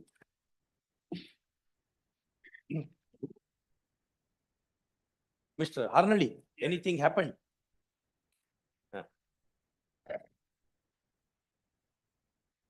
Let the background of the case is Ah. the present husband and wife, their name is Akil Pasha and Ah. his wife. Their son-in-law booked two apartments from this apartment building. And their daughter, one Sana, she died there in mysterious circumstances in the flat. Then the husband also disappeared. Later on, he also expired. So they have left behind one small child. Her name is Tuba Anum. Now that girl is being taken care of by these maternal grandparents. Now Means these parties. these parties. They are the maternal grandparents. They have lost their daughter. Son-in-law also is not there. Only this Tuba Anum girl is there. ಎಷ್ಟು ವಯಸ್ಸೆಷ್ಟು ಈಗ ಮಗುಗೆ? 8 years old. Now this son-in-law had booked an apartment. And they say that for this apartment, they went to consumer court saying that they want refund of the money. Later on, now they want the flat itself. Now the brigade people say that about if we exclude all interest, subsequent interest, about 32 lakhs is due according to them, maybe around 32 lakhs will have to be paid for the apartment. But their calculation is like this. Now, I suggested that you remove interest and other things, round it off to around 20 lakhs. They want to pay, they are ready to pay about 18 lakhs. 28 lakhs is due, remaining amount is all interest, electricity charges. ಅದೆಲ್ಲ ತೆಗೆದ್ಬಿಟ್ರೆ ಅದನ್ನೆಲ್ಲ ತೆಗೆದ್ರೆ ಉಳಿದದ amount collect ಮಾಡಿ settle ಮಾಡ್ಕೊಳ್ಳಿ, ಒಂದೇ ಸರಿಗೆ ಆಗುತ್ತೆ ಅಂತ ನಾನು. 20 ಲಕ್ಷ ರೂಪಾಯಿ. It comes to around 18 lakhs. 18 lakhs. Which they are ready to pay. They are ready to pay. You are ready to pay. And we have ಆಯ್ತು, litigation 18 charges and lakh. other thing. 18 lakh ಕೊಡ್ತೀನಿ ಅಂತ ನೀವೇ ಹೇಳಿದ್ರಲ್ರಿ ಆಗ್ಲೇ. ಅವರು ವೈಫ್ 12 ಲಕ್ಷ ಅಂತಾರೆ. I think 18 lakh is reasonable. ಹ್ಮ್. ಅವ್ರಿಗೆ ಕೊಟ್ರೆ the flat can be registered in the name of the minor daughter ಮಗು ಇದೆಯಲ್ಲ ಮಗುನ ಹೆಸರಿಗೆ ಮಾಡ್ಬೇಕು. represented by the pet. So you will not alienate or encumber that property ಅಂತ ಒಂದು ಕಂಡೀಷನ್ ಹಾಕಿ ಮಾಡಿ ಮುಗಿಸ್ಬಿಡು. ಅಲ್ಲ, ಅದು if they want to alienate, they have to take the permission. Permission of the court. Subject to that, ಏನಾದ್ರು ಸಂದರ್ಭ ಇದ್ರೆ, because they have paid 10 lakhs to the paternal grandparents to take custody of the child. ಅವರವರಲ್ಲಿ paternal grandparents maternal grandparents dispute ಆಗಿ settle ಆಗಿದೆ. ಬೇರೆ ದುಡ್ಡು ತಗೊಂಡು ಇವರು 10 ಲಕ್ಷ ರೂಪಾಯಿ ಪೆಟರ್ನಲ್ ಗ್ರ್ಯಾಂಡ್ ಪೇರೆಂಟ್ಸ್ ಕೊಟ್ಟು ಮಗುನ ತಗೊಂಡಿದ್ದಾರೆ. ಹಾಗಾಗಿ we do not know how situation, they are not in very good health also, they have to take care of the minor child. I also said as an exceptional circumstance, Brigade is a very big company. And we have given lot of relief in many matters to them. I can reproduce those writ petitions also if you insist. But we have given relief to them in stamp matter, which Fadindra argued in a reported judgment. Myself and Honorable Chief Justice have given big relief to your company. And these are the factors where you have to stand tall. Not in mind, but the senior counsel ಹೇಳಿದ ಮೇಲೆ ಇನ್ನೇನಿದೆ ಅಲ್ವಾ? I have tried. ಪಾಪ ಮಗುನ್ ತೊಗೊಳ್ಳಿಕ್ಕೆ 10 ಲಕ್ಷ ರೂಪಾಯಿ ಮಗು custody ತಗೊಳ್ಳಿಕ್ಕೆ 10 lakhs they have paid. What kind of, I do not know. Anyway, ಈ ರೀತಿ ಮಾಡಿಕೊಡಿ. I will speak to the client. My lord, I've been trying to reach them. I've not been able to get through to them. So it may be had tomorrow or day after. I'll seek proper instructions and come back. The matter was argued for some time by learned counsel appearing for the petitioner and the respondent's party in person. First up, we found certain elements of possible amicable settlement, and therefore, on our request, learned senior advocate Mr. Ashok Harnalli mediated between the parties and suggested that totally a sum of rupees 18 lakh may be paid by the respondents, and in full satisfaction, and the same payment shall be treated as full satisfaction of what is arguably due to the petitioner's side. First up, at this point of time, court reminded counsel appearing for the petitioner that in many matters, this court, of course, in accordance with law, has granted relief to the petitioner builder. First up, at this stage, the counsel on record appearing for the petitioner wants to seeks time to confer with his client. First, call this matter next week on the other date on so and so. Whatever date is convenient to this. ಯಾವ date ಅನುಕೂಲ ಆಗತ್ತೆ? ನಾಳೆನೇ ಆಗತ್ತೆ. ನಾಳೆ ನಮ್ಗೆ ಅನುಕೂಲ ಆಗಲ್ಲ, ಅದಕ್ಕೆ Tomorrow or day after tomorrow, it will be done. ನಮ್ಗಾಗಲ್ಲ. ನೆಕ್ಸ್ಟ್ ವೀಕ್ ಹಾಕೊಂಡು ಯಾವ ಊರಿಂದ ಬರ್ಬೇಕು ನೀವು? ಮುಂದಿನ ವಾರ ಇದೇ ಊರು. ಅವತ್ ನೆಕ್ಸ್ಟ್ ವೀಕ್ ಬನ್ನಿ, ಮುಗಿಸ ಬನ್ನಿ. It's a date. ಒಂದು ಡೇಟ್ ಕೊಡಿ. 12th of February ಬಂದ್ಬಿಡಿ. This court places its deep appreciation for the services rendered by learned senior advocate Mr. Ashok Harnalli by mediating between the parties. Okay, sir. May I request for the humble request for the interim order to continue till next date? Till next date of hearing, interim order is reluctantly continued. This is a Subject to This what should I would- indicate subject what to will what happen in the event. I will seek Ah, instructions and come. Subject to what brigade would say, Yeah. is a case where court also can pass an order having regard to equities in the. Correct, matter. correct, correct. ಅದಕ್ಕೆ ಹೇಳ್ದಂಗೆ. But Very to put an reluctantly, end we have to- given an indication now. This is a writ court and you are in 227. 227 is what judge feels is the justice. Yes. Grateful for a patient listening, my lord. All.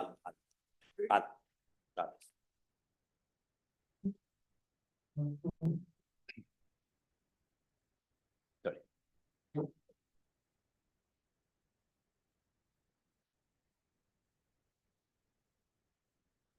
38, 39, ಎರಡನ್ನು ಮಧ್ಯಾಹ್ನ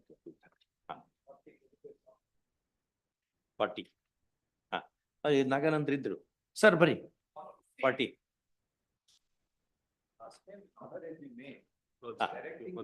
Not to quantify Ah.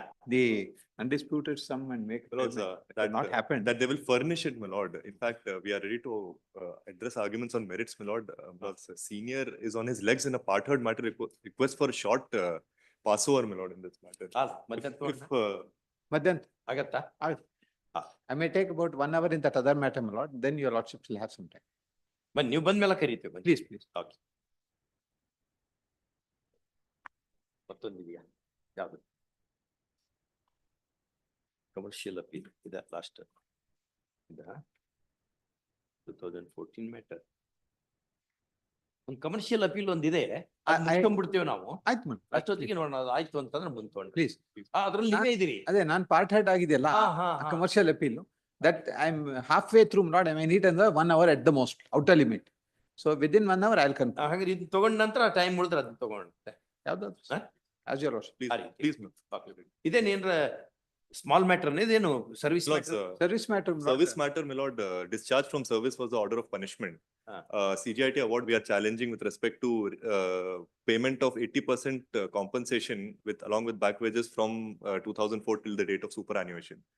Lords, it will take 45 to 50 minutes, my lord.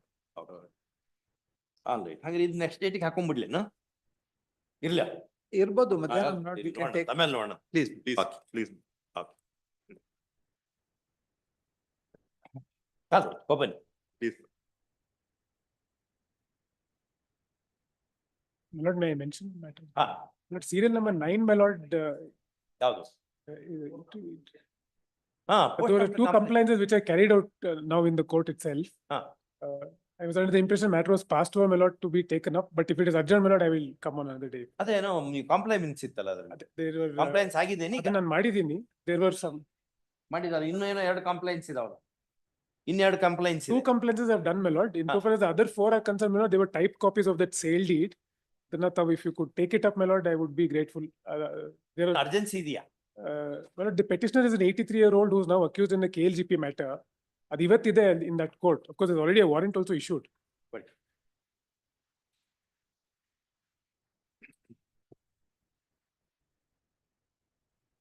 My lord, the first and second objections have complied. Objection number 3 to 6, my lord, are that sale deed objections, my lord.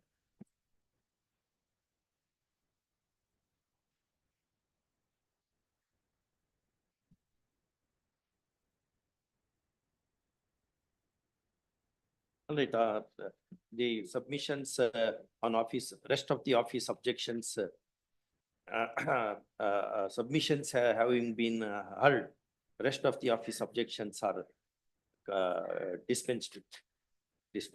ಏನಿದು matter brother? My lord, in 2001, my lord, I purchased a property and I held on to that property, my lord, for about 13 years. In, my lord, 2012 October, I sold that property. It was a vacant site to one Mr. Sukananda Shetty. That Sukananda Shetty goes on and sells the property to other people in 2013. My lord, about 1 year after I have sold the property, an FIR is registered by saying that there is grabbing of land and there is vaturi of the property, which was earlier owned by me. Then, my lord, there is a survey carried out. In which year you owned it? I purchased it, my lord, on 10/10/2001 and I sold it Before the act was enacted. before the act was enacted, my lord. Even the FIR charge sheet, all of it is, my lord, before the act was enacted. Act is of the year 2012, my lord. It came into force from 2014. Section 4(2), my lord, of the act is quite clear. It says that any offense which is committed after coming After the completion. after the Therefore, it would not be an offense yes, at all. and I have also sold the property in 2012 itself. ಅಲ್ಲ offence ಆದ್ಮೇಲೆ sale ಮಾಡಿದ್ರೆ offence will continue. Offence will But continue. But this is according into to coming you, into that effect of the becomes act. offense only in 14, once the act was notified to be on the, ಬರ್ಕೊಳ್ಳಿ. Issue emergent notice. That AGA is requested to accept notice, HCGP na? It's requested to accept notice for respondent 1 and 2. 1 and 2. First stop. Interim order. Stay of all further proceedings. ಅಲ್ಲಿ ಬರೀ interim order pray for ಅವರು ಸರಿಯಾಗಿ ಅರ್ಥ ಮಾಡ್ಕೊಳಲ್ಲ. ಅಷ್ಟೇ ಇದೆಯಲ್ಲ. Interim order as prayed for. First stop. This interim protection is granted keeping in view that arguably the offense in question, the act in question was not offense as on the date the statute was made. In fact, notified, notified. made. Anyway, made an ordinance. I'm grateful, ma'am. Okay.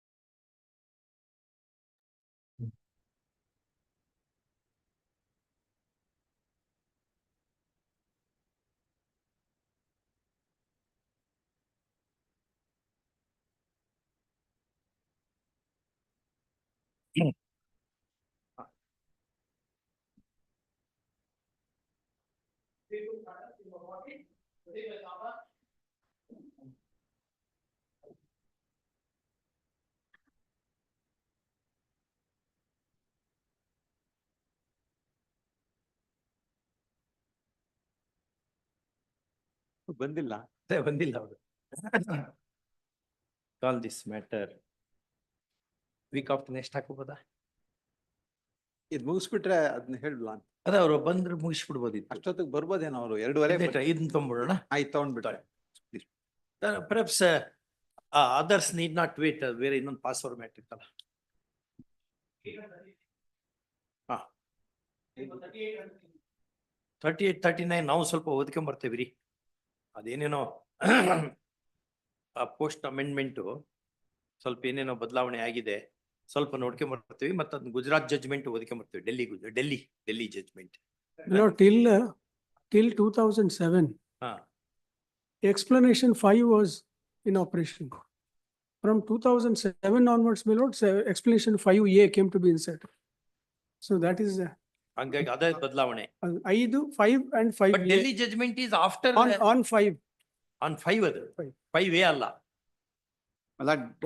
I will take 1 minute time. ಅಲ್ಲ 1 minute ಅಲ್ಲ, ಸ್ವಲ್ಪ ನಾವು ಓದ್ಕೊಂಡ್ ಬರ್ತೀವಿ. It need to be go back to the Assing Authority. I will take in the same line. Kindly see the page number. 1 minute. ಅದಕ್ಕೆ ಈಗ ಸ್ವಲ್ಪ ಬಿಡಿ ನಮ್ಗೆ Not on the merit. ನೀವು argue ಮಾಡಿದ್ದನ್ನ. I'm not on the merit of the case. I am going to say that technically in this case, on that basis is going to be required to go back to the Assing Authority. ಏನದು? My lord, the notice dated 24/10/2019. Penalty notice was issued by the Assing Authority, assessee, saying that you represent on 8/11/2019.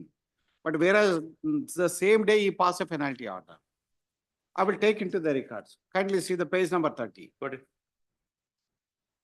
ಅದ್ ನೀವು argue ಮಾಡಿಲ್ಲ ಇವ್ರ ಮುಂದೆ? Opportunities ಇಲ್ಲ, ಅದು ಹಂಗೆ direct ಆಗಿ ಆರ್ಡರ್ ಆಗೋ. So let it be comments from the page number 30, penalty notice. That was not. I will take. ಅಲ್ರಿ ನೋಟಿಸ್ ಕೊಟ್ಮೇಲೆ ಅವತ್ತ ಆರ್ಡರ್ ಮಾಡಕ್ ಬರ್ತದ? ನೀವು ಇಂಥ ದಿವ್ಸ ಬರ್ರಿ ಅಂತ ಅನ್ಕೊಂಡು. Page number 30, my lord. 130.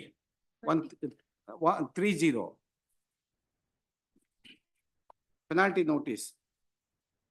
Notice under section 274 read with 271(1)(c). Dated 24/10/2018. 24/10/2000, wherein this notice he says, you are hereby requested to be in appear personally so and so dated and 8/11/2019 and order passed before that only. Order ಎಲ್ಲಿದೆ? The 31, my lord. Date of order. This was issued on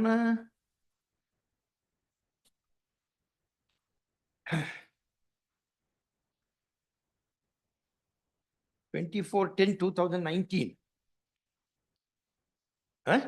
Yes, Date of notice. 24/10/2019. Yes, my lord. Huh.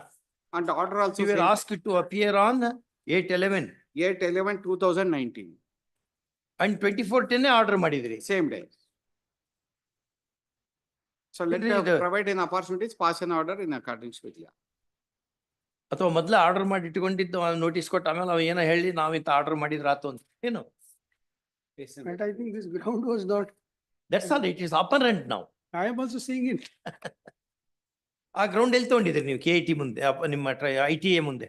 Unfortunately, ITA tribunal has not. My lord, paperwork filed on 29, my lord, before the page number 29, before the ITA. ಮತ್ತೆ ಅದಕ್ಕೆ ಸಂಬಂಧಪಟ್ಟಂಗ question of substantial question of law frame ಮಾಡಿಲ್ಲ. They have brought to the notice, my lord, but they are not considered. Frame ಮಾಡಿರಾ? Yes. ಎಲ್ಲಿದೆ? Question of line. ಬರ್ಕೊಳ್ಳಿ. Page number 17.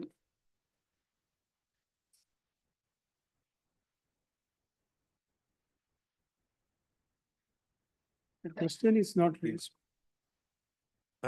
Question raised ಮಾಡಿಲ್ಲ ಅದು. Even substantial question of law. It would form. Second question. On the fact and circumstances of the case, that the tribunal is justified in upholding the confirming the order passed by the lower authority. ಹಂಗ್ ಮಾಡಕ್ ಅದು question of ಲಾನ ಆಗಲ್ಲ. Anyway ಈಗ argument ನಲ್ಲಿ ಈ question frame ಮಾಡಿದಾರ ಅವರು, and to be answered in their favour apparently. Please. Remind ಮಾಡೋಣಂತೆ fresh ಮಾಡಿ. ಮಕ್ಕಳೇ, this appeal seeks to call in question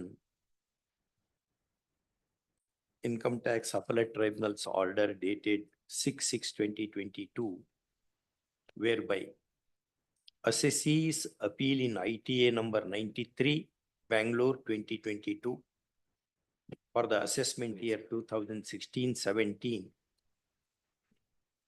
has been negatived, affirming the penalty order passed by The assessing Assessing authority, officer, my lord. Office of the Assistant Commissioner of Income Tax. assessed and affirmed by penalty Yes. order dated 24/10/2019 dated 24/10/2019. for the assessment year 2016-17. ಆಯ್ತಲ್ಲ 19. Agreed by that appeal is filed before the Commissioner of Income Tax. All right. ಬರ್ಕೊಳ್ಳಿ. A coordinate bench of this court, wide order dated so and so, had admitted the appeal on the following substantial questions of law. First off, after service of notice, the revenue having entered appearance through its senior panel counsel vehemently resists the appeal, contending that the subject questions of law would not arise, and most of them are not questions of law at all. First, learned counsel appearing for the assessee with the leave of court raised another substantial question of law on the basis of material on record as under. Next paragraph. Whether the penalty order dated 24/10/2019 could have been entered when the show cause notice dated 24/10/2019 itself had fixed 8/11/2019 as the date for appearance for offering the explanation. First, this question was read out and put to learned panel counsel for the respondent revenue, who in all fairness agreed to proceed with the matter without seeking any adjournment. First up. Next paragraph. Having heard the learned counsel for the parties and having perused the appeal papers, we are inclined to grant indulgence in the matter in as much as the statutory notice dated 24/10/2019, statutory beda, issued under section 274, read with section 271(1)(c) of the IT Act 1961, apparently had fixed 8/11/2019 for showing the cause as to why penalty proceedings should not be taken up under section 271(1)(c). First off, however, a perusal of the penalty order dated 24/10/2000, penalty order that was impugned before the tribunal, correct? Yes. Itself was made on 24/10/2019. That is the day on which the show cause notice was issued, fixing 8/11/2019 as the date of hearing. First, thus there is a gross violation of the principles of natural justice. that would warrant invalidation of the penalty order and the order of the ITAT affirming it, by answering the freshly framed substantial question of law in favor of the assessee. First, next part. In the above circumstances, this appeal succeeds. Semicolon. The penalty order dated 24/10/2019 and the ITAT order dated 6/6/2022, which affirmed it, which confirmed it, or set aside. First, matter is remanded to the assessing authority for consideration afresh after giving a reasonable opportunity of hearing again to the appellant assessee. First stop. All contentions of the parties are kept open. CAT appeals also, it's a record. CAT appeals order also need. Yes, that's a set aside. Other set aside. Okay. Next one also same, it needs. Same. Same. The subject matter of this appeal is Penalty order is not there, madam. Notices. Notices ಬೇರೆ ಇದೆ. But it needs to be go back to the assessing authority. My lord, the issue is, my lord, the matter which I argued last time, my lord, which was, we were given liberty to pursue our remedy, if at all, my lord, before the learned single judge, whether issuance of notice under 142 is mandatory, which I said, it need not be so. Having admitted the. you know. My lordship dismissed our writ appeal, saying that because we had considered before the learned single judge on the question. Same, which our Mr. Naganand had argued that matter. So this has to be argued, my lord. I can convince my lordships on that part. Let us, in on this, but Next week, madam. other matter. Any Week day, after any next. day. Okay. No, date may be fixed. Bharat, then ಅಷ್ಟೇನು urgency. All urgency ಮಾಡಬಾರ್ದು. Okay. My lord, may I make one submission? Ah. Morning, my lord, serial number 5. I was given only 1 week's time to rectify, my lord, because lot of typing is required, I am told, my lord. That legible copy. All right, 2 weeks ಮಾಡ್ಕೊಟ್ರು. 3 weeks, my lord. 3 weeks, all right. Sign ಆಗಿದೆ ಏನೋ. All right, next week ಬಂದಾಗ ಹೇಳಿ. Please. Okay. ಅಲ್ಲಿ ಪೆರಂಟ್ರಿ ಇದೆ ಏನೋ? ಪೆರಂಟ್ರಿ ಏನ್ ಮಾಡಿಲ್ಲ. ಪೆರಂಟ್ರಿ ಮಾಡಿದೀವಾ? Preemptive ಮಾಡಿದೀನಿ. ಹೌದು. 1 week. Okay. 1 week. Okay. ಅಲ್ಲೇನು ಸೈನ್ ಮಾಡಿ 2 weeks ಸಿಗ್ನೇಚರ್ ಮಾಡಿ 1 ಬದಲಿ 2 ಮಾಡಕ್ 3 weeks ಮಾಡಕ್ ಬರಲ್ಲನು? ಕೇಳ್ರಿ, ಚೆಕ್ ಮಾಡ್ರಿ ಹೇಳ್ರಿ. ಮತ್ತೆ ಇನ್ನೊಂದ್ಸರಿ ಬಂದು ಪೆರಂಟ್ರಿ ಆಗಿ ಅದು ಡಿಸ್ಮಿಸಲ್ ಆಗಿ ಆಮೇಲೆ ನಾವು ಡಿಸ್ಮಿಸ್ ಮಾಡ್ಲಿಲ್ಲ ನಮ್ದು ಡಿಸ್ಮಿಸ್ ಮಾಡಿದ್ರೆ ಅವ್ರದ್ದು ಯಾಕೆ ಮಾಡ್ಲಿಲ್ಲ ಅಂತ ಕೇಳೋದು, ಇದೆಲ್ಲ ಸ್ಟಾರ್ಟ್ ಆಗ್ತದೆ. ನಾವೇನೋ ಒಂದು ಬ್ರಾಡ್ ವ್ಯೂ ಇಟ್ಕೊಂಡು ಮಾಡ್ತಿರ್ತೀವಿ. S. Lord, last time, this company matter, Lord, your lordships had expressed whether parties can think of some via media. I reached out to my clients, my lord, and the other side also. He had still not been able to exchange any figures as to what could happen and what are the way forward. But my lord, since I've taken so much time, if your lordship permits, my lord, another half an hour, 45 minutes. I'll conclude my submissions. ಆಮೇಲೆ ಅವ್ರದಕ್ಕೆ ಬಂದಾಗ ಮುಂದೆ ಏನೋ ನೋಡಿ. ಅವ್ರದ್ದು ಹೇಗಿದ್ರು ಸ್ವಲ್ಪ ದಿವಸ time ಆಗ್ಬೋದು, ಇವತ್ತು ಟೈಮ್ ಆಗ್ದೇನೆ ಇರ್ಬೋದು. ಅದಕ್ಕೆ my lord, by that time, if you are able to make some progress, then we will report, my lord. ಅಷ್ಟೇ. So ಇಲ್ಲಪ್ಪ ಅಂದ್ರೆ ಮೆರಿಟ್ ಮೇಲೆ ಏನಾಗ್ತದೆ? ನಾನು we went through the papers. Yes. We feel like appointing somebody to assist us as an amicus curiae also. ನೀವಿಬ್ರು ಒಪ್ಬೇಕು ಅದಕ್ಕೆ. ಅಮಿಕಸ್ ಕ್ಯೂರಿನೂ ಮಾಡ್ಕೊಳ್ಳಿಕ್ಕೆ ಒಂದು ಇಂಡಿಪೆಂಡೆಂಟ್ ವ್ಯೂ ಸಿಗ್ತದೆ. ಯಾಕಂದ್ರೆ ಇದು ಹೊಸ ಮ್ಯಾಟರ್, ಇಂಥ ಮ್ಯಾಟರ್ ನಾವು ಇಬ್ರು ಹ್ಯಾಂಡಲ್ ಮಾಡಿಲ್ಲ. Mr. KG Raghavan, if your lordship please. KG Raghavan. ನಾನು ಅನ್ಕೊಂಡೆ ಇಲ್ಲಿ ಆದಿತ್ಯ ಇದ್ರು. Aditya has written many articles on this aspect also. Certainly. We will appoint Aditya only. Yes, certainly. So that his views will be valuable to us also. Yes, Mano. I have some special affinity for him. For that is. ನಮ್ಗೇನಂತ special affinity ಇಲ್ಲ ನನಗೆ ಅವ್ರ ಚಿಕ್ಕಪ್ಪ ನಾನು classmates. He's a very famous doctor, gastroenterologist, Naresh anta. Okay. His brother. But he is very good. Thorough preparation. Yes. And other things that Absolutely. really I appreciate. When I said I have no affinity, it is in connection with Well-deserved appreciation is my humble submission.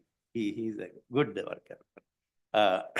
Since complex questions of law and facts are being argued at length, comma, both the sides standing tall at the bar readily agreed to the suggestion of this court for appointment of Mr. Aditya Vikram Bhatt, learned AGA, as the amicus curiae in the matter. First off, ಅವ್ರಿಗೆ ಅವ್ರದ್ದೇನು fee ಏನ್ರ ಇದ್ರೆ ಅವ್ರಿಗೆ payment ಮಾಡಿ ಅದರಲ್ಲಿ ಹಿಂಗೆ ಅಂತ. No difference. The fees will be settled in due course. Okay. So we'll have to send him some papers, the paper. ಬರ್ಕೊಳ್ಳಿ. The usual procedures following such appointment would be followed by both the sides, by all the sides. And the cause list must indicate his name. A cause list to print the name of Aditya as the amicus. Yes, sir. So, shall I continue then? But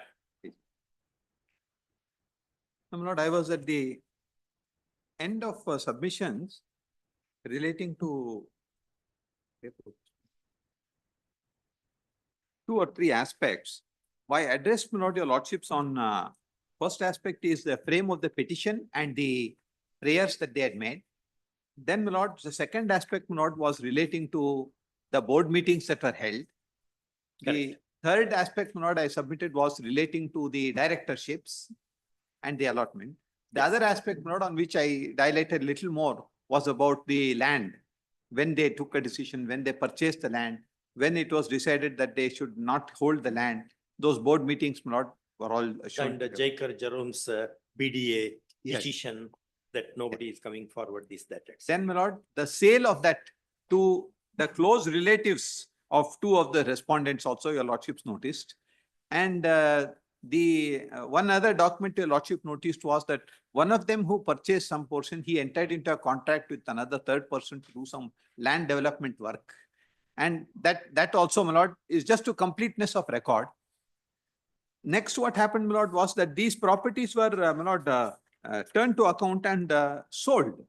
That is what I need to show, my lord, because a lot of it is an argument relating to that, to say that you purchased this land, thereafter you sold it and made a huge profit. Therefore, the sale itself is mired in, it was for a collateral purpose. That's how, my lord, they have argued. To say it was not a bona fide decision of the board.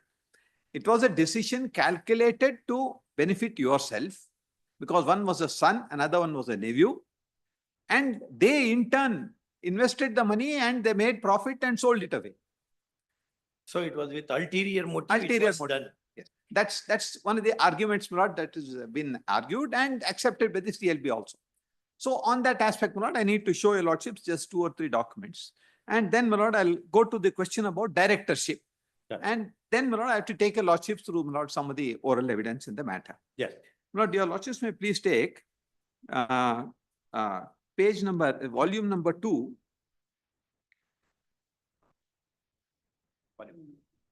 Page number 524. All these dates, my lord, are available in the chronology that I've already given your lordships. Page number, sir?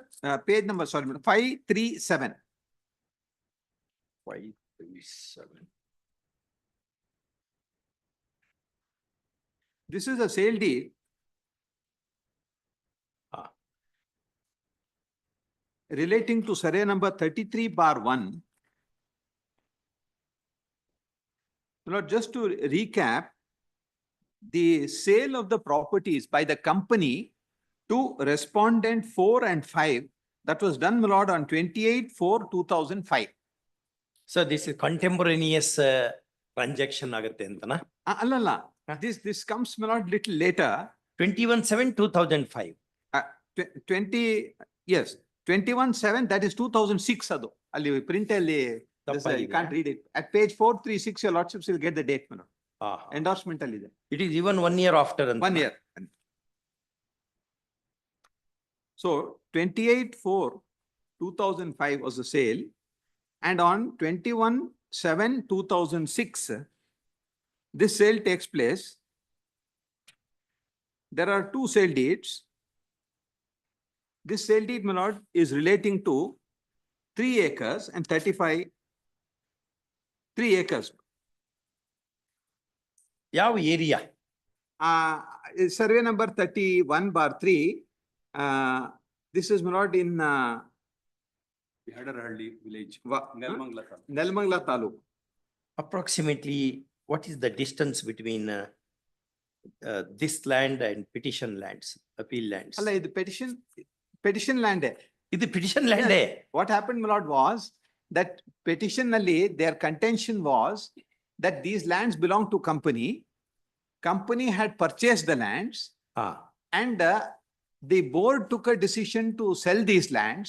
Your lordship saw two resolutions, my lord. Correct. First one was to sell it at minimum of 25 lakhs.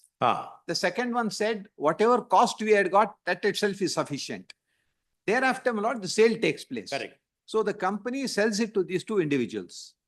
These two the sale price, my lord, was 11,62,000 for survey number 32/2.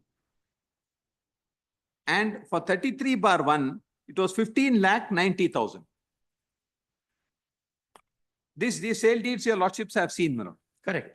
Now, 1 year later, one of these lands, that is 33/1, was sold by respondent That is number. 5 acres, 12 guntas. Yeah.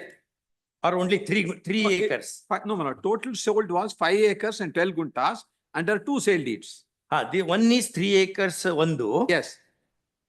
It's That 3 acres. that is dated 21/7/2005. Yes. This is sold by whom to whom? The buyer of the property sold to? Sold by respondent number 5 to one Naidu.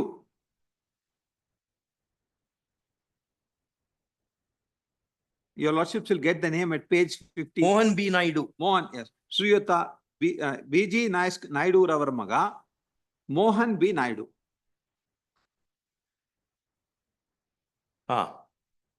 So this sale deed, my lord, relates to 3 acres and the sale price was 27 lakhs. Correct. Correct. Then, my lord, at page 547 is the second sale deed. This is also same survey number 33/1.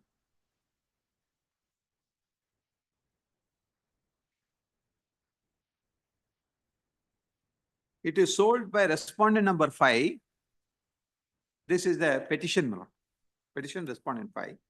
Page number? Page number 547. 547.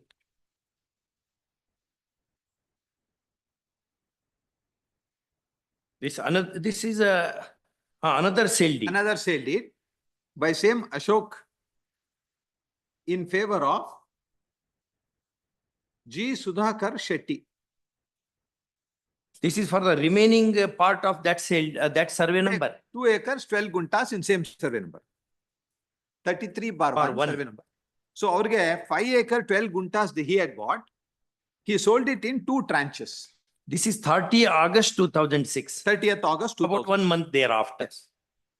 And he sold this for 20,70,000.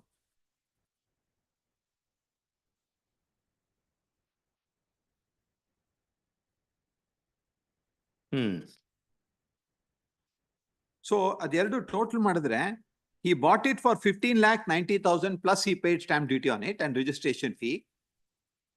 And he sold it for 47,70,000 after 1 year and 15 months or so.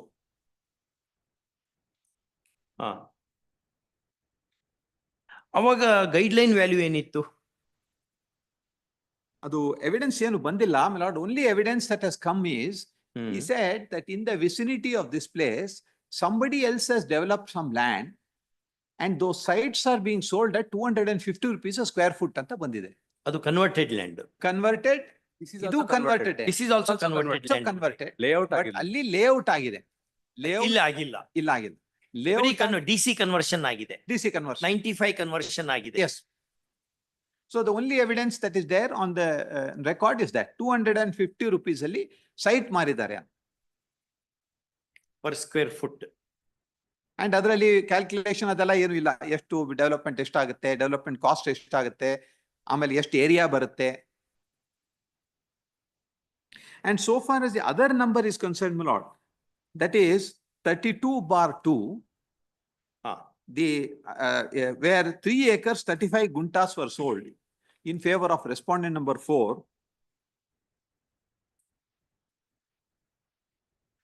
He didn't sell it.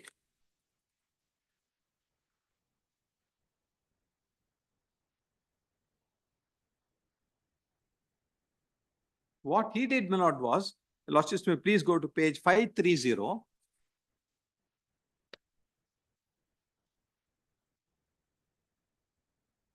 He engaged a contractor to do the layout work.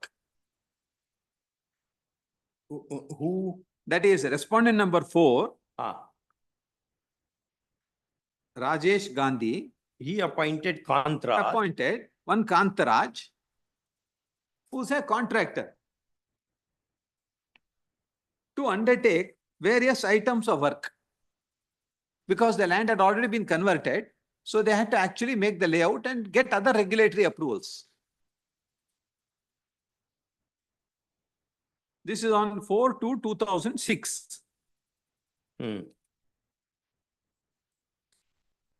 Correct.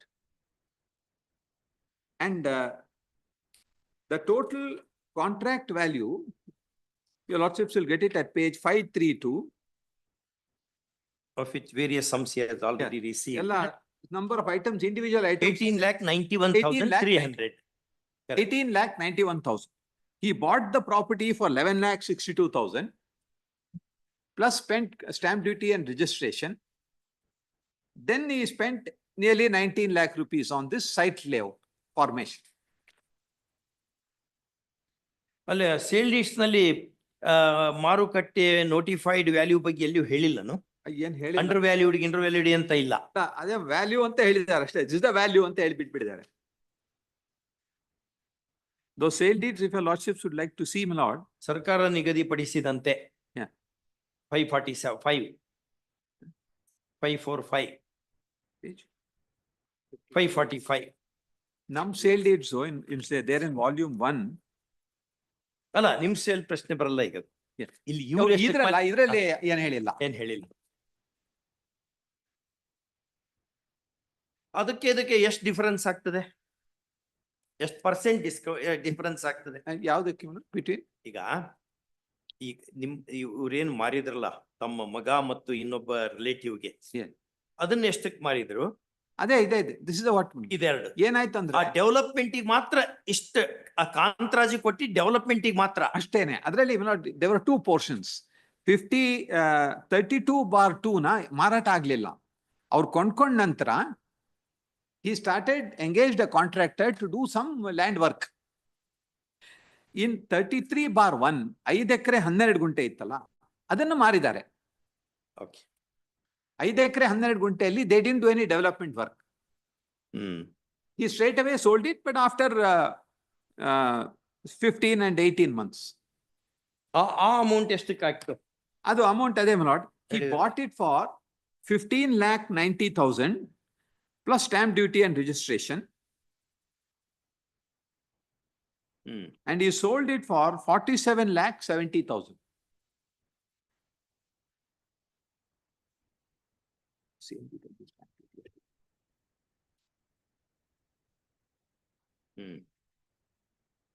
From April 2004 to July 2000, August 2006. July 1 August ಇನ್ನೊಂದು. ಎರಡು ಸೇರ್ಕೊಂಡು 47.7 ಆಗುತ್ತೆ. Yes.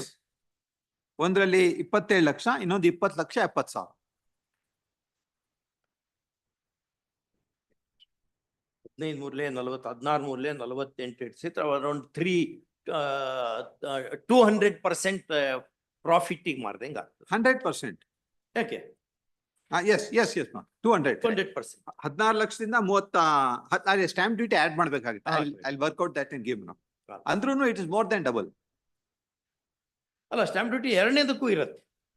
ಎರಡನೇದಕ್ಕೆ ನಾವು ಕೊಡಲ್ಲ. ನೀವು ಕೊಡಲ್ಲ. Purchase you are right, you are right.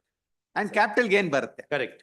So not the profit ಅಲ್ಲಿ we have to reckon the capital gain also, because net profit ಅವ್ರ ಕೈಗೆ ಉಳಿಯೋದಲ್ಲ when he sells it, because it's converted land. Agricultural land ಆಗಿದ್ರೆ ಆಗ್ತಿರ್ಲಿಲ್ಲ. it is within urban, that is the notified area ಇತ್ತು ಅಂತಂದ್ರೆ exclude ಆಗತ್ತೆ. Other than notified area will be included. if it's an urban, if it's a non-converted agricultural land coming within the purview of an urban area, then capital gains is liable. 20% capital gains from the base date, acquisition date or base date. ಅಲ್ಲ ಆವಾಗ there was this normal rate ಇತ್ತು. Okay. Oh, regular rate. Regular rate of tax.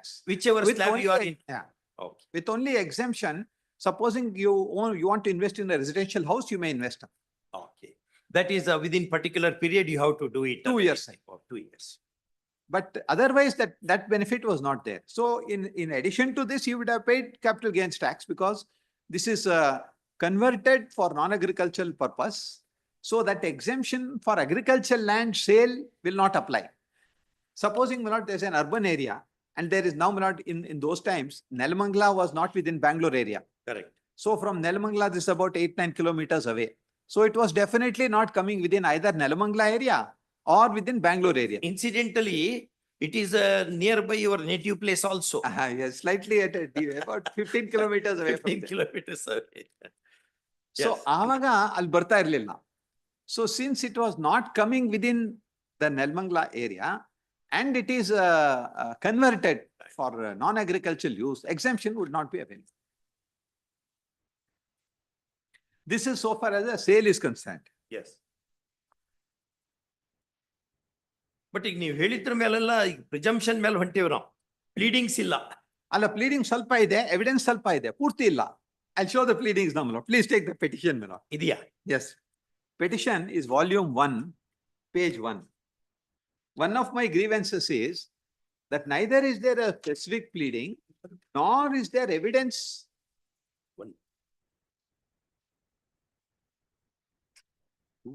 ಎರಡು ಇದೆ ಅನ್ನೋ ಅರ್ಥದಲ್ಲಿ.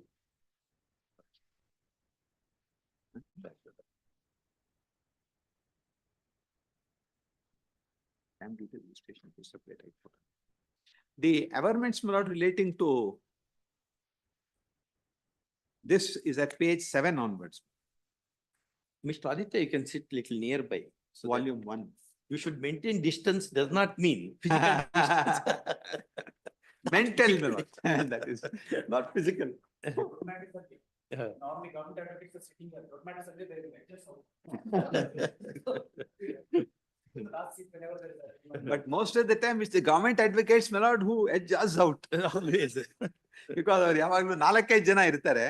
Division bench ಅಲ್ಲಿ usually, my lord, at least 2 or 3 are there, because Correct. the work is allocated accordingly. Page 7 of volume 1.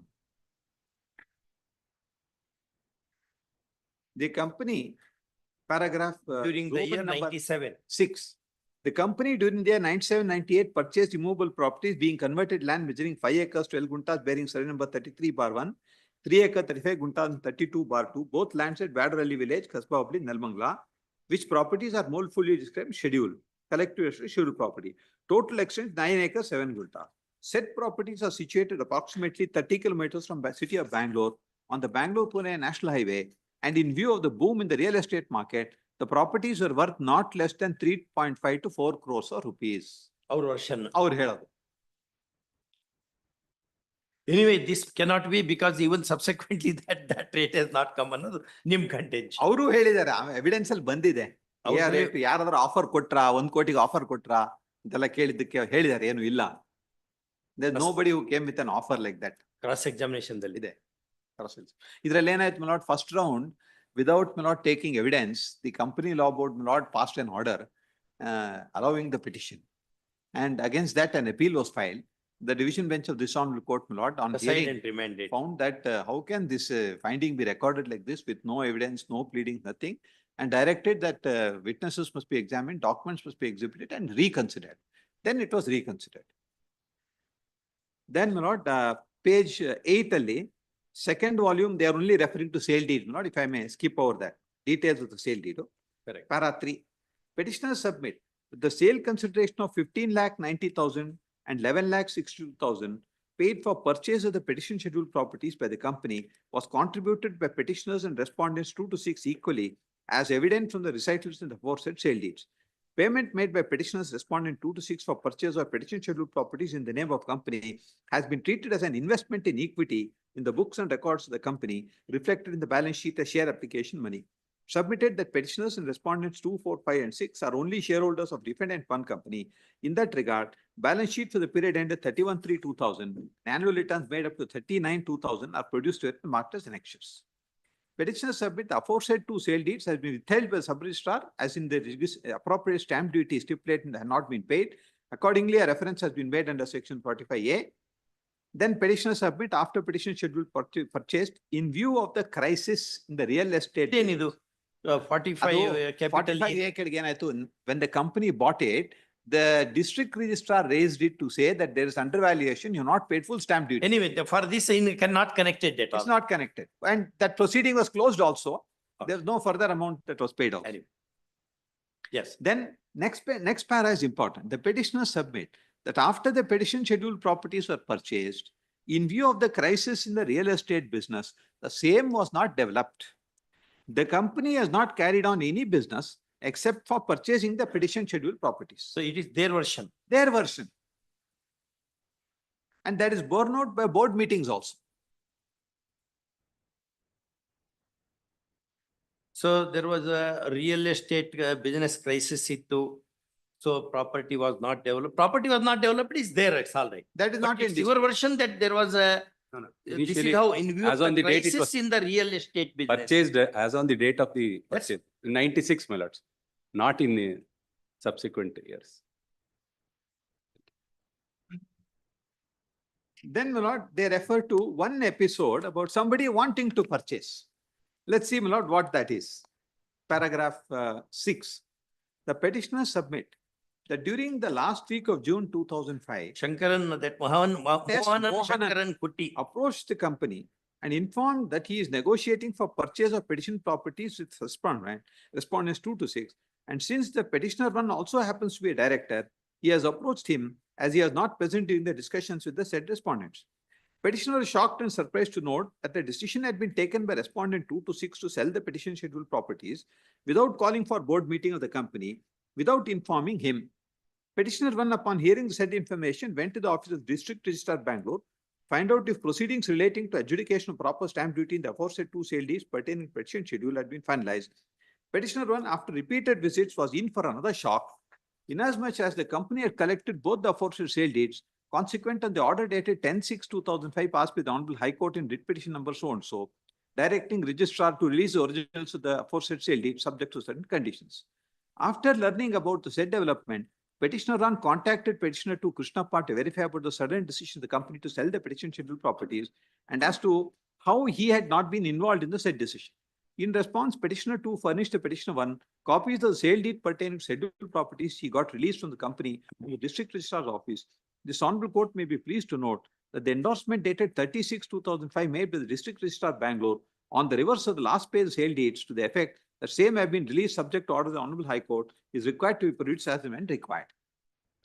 Petitioners submit that further information given by petitioner 2 was that no board meeting had been convened by the respondents to take a decision for sale of scheduled property, and further that no valuation had been obtained to find out the current market value of suit properties. It's also confirmed by petitioner 2 that even he too is not aware of the exact sale consideration that had been determined for sale of the suit properties, and that one Mohanan, through whom petitioner 1 had become aware of the decision of the respondents to sell the scheduled property, had been negotiating with the respondents for purchase scheduled property. Therefore, became clear to petitioner 1 that respondent 2 is not only a shareholder of the company, but actually not even a shareholder for the reasons stated therein, hereunder, was active in negotiating the sale of the scheduled property. Mohan examine ಮಾಡಿದ್ರು no? ಇಲ್ಲ. ಅವ್ರು ಮಾಡಿದ್ರಾ? Yes, yes. Yes, he is W, Yes. see RW, He has been PW2. He has been examined. He is a broker and he has been examined.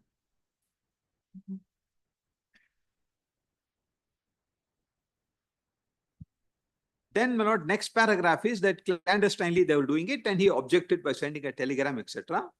And there is no board resolution. then legal notice, etc. Then reply to legal notice. Then what? Next page, page 12, second line. Petitioner number 2 further informed that in fact, he had also made known to respondent number 2 to 6 that the said party Mohanan was willing to buy the suit schedule property for 3 crores. A copy of the said reply dated 6/7/2005 petitioner 2 addressed to petitioner 1 and the unserved covers and postal acknowledgements are produced as R series. Except said reply ಅಂತ ಯಾಕದು? ಅಲ್ಲ legal ಹಿಂದಿನ ಪ್ಯಾರಾನಲ್ಲಿ legal notice ಕೊಟ್ಟ ಮೇಲೆ ಇರ್ಕಂತ. Legal notice notice was issued by petitioner number 1 to petitioner 2 as well, my lords. So he issues a reply. Okay, that way. Yes. Then he sends a telegram, etc. The legal notice is 4/7/2005. ಅದಕ್ಕೆ reply ಆಗಿ ಇದನ್ನ ಕಳಿಸಿದ್ದು ಅನ್ನೋ ಅರ್ಥದಲ್ಲಿ. 6/7, petitioner 2 was issued a notice, sent a reply on 6/7. Second petitioner's reply. Correct.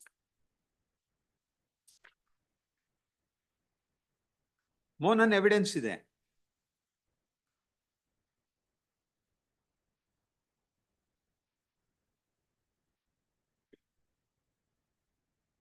Then note paragraph 11 at page 12.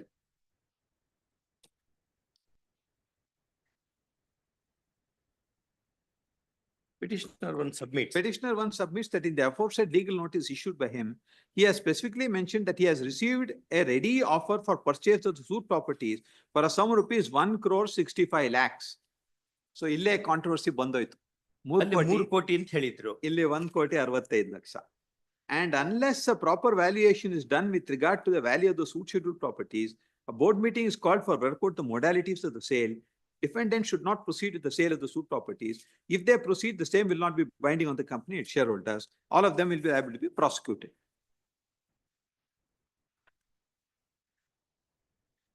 Then page 13. Petitioner 2 then contacted respondent 2 to 6 and questioned them as to the decision to be taken as to the price at which the scheduled properties are to be sold. And respondent 2 to 6 then informed that since the real estate price had been picking up further, a final decision could be taken after a period of 3 to 4 months by convening a board meeting. The said decision of respondents 2 to 6 was conveyed by petitioner 2 to petitioner 1. Accordingly, the matter was set at rest. Petitioners, as per aforesaid understanding, waited till the end of November 2005. Then the petitioners approached respondents 2 to 6 to know a board meeting could be called for deciding on the issue of sale of scheduled properties for fixing sale price. However, once again, respondent 2 to 6 informed that a decision could be taken very soon and that petitioners also be informed of the same. All this is contrary to the record also, which your lordships have seen board meetings held and everything. Then petitioner 2 casually made a visit to suit property in the first week of January 2006 and was shocked and surprised to see certain civil works relating to leveling of land and preparation of cutting down coconut and mango trees going on. He immediately informed petitioner on the said developments. Both of them together visited scheduled properties. Respondent 8 Ashok Gandhi was present at the site. When questioned by petitioner as to what is happening and what authority he has to carry out the works of scheduled property, respondent 8 without disclosing as to the nature of his right and all that he had necessary documents with him and that petitioners wished to come and see the same at his residence. Petitioners having then understood that certain clandestine dealings had taken place in relation to suit scheduled properties, decided to make an inspection of the record sub-registrar in whose jurisdiction scheduled property is situated. Petitioner 2 made an application for inspection of the relevant documents on 9/1/2006 and found that scheduled properties had been sold by the company represented by respondent 3 in favor of 7 and 8, who under 2 separate sale deeds executed on the same day, which is 28/4/2005 before sub-registrar, said sale deeds dated so-and-so, numbered as document so-and-so. As per the aforesaid sale deeds, 5 acre 12 guntas of land comprising suit scheduled property situated in land bearing survey number so-and-so has been sold for 15,90,000 in favor of respondent 8, Ashok Kumar Gandhi. Remaining 3 acres 35 guntas comprising suit scheduled property which is situated land on 32/2 Badarhalli was sold in favor of Rajesh Gandhi, respondent 7 for 11,62,000. It's pertinent to note, entire stamp duty, registration, and other expenses of the sale deeds has been borne by defendant 1 company as noted from the last clauses. Stamp duty and registration fee on the aforesaid sale deeds approximately works out to 10% of the sale consideration in aggregate of 275 as per stamp duty. What is that? That may not, whatever company sold, Company itself had borne the The stamp. stamp duty anta, that is recital in the sale deed anta, that's what they're saying. Is it true? Yes, ma'am. It's there in the sale deed.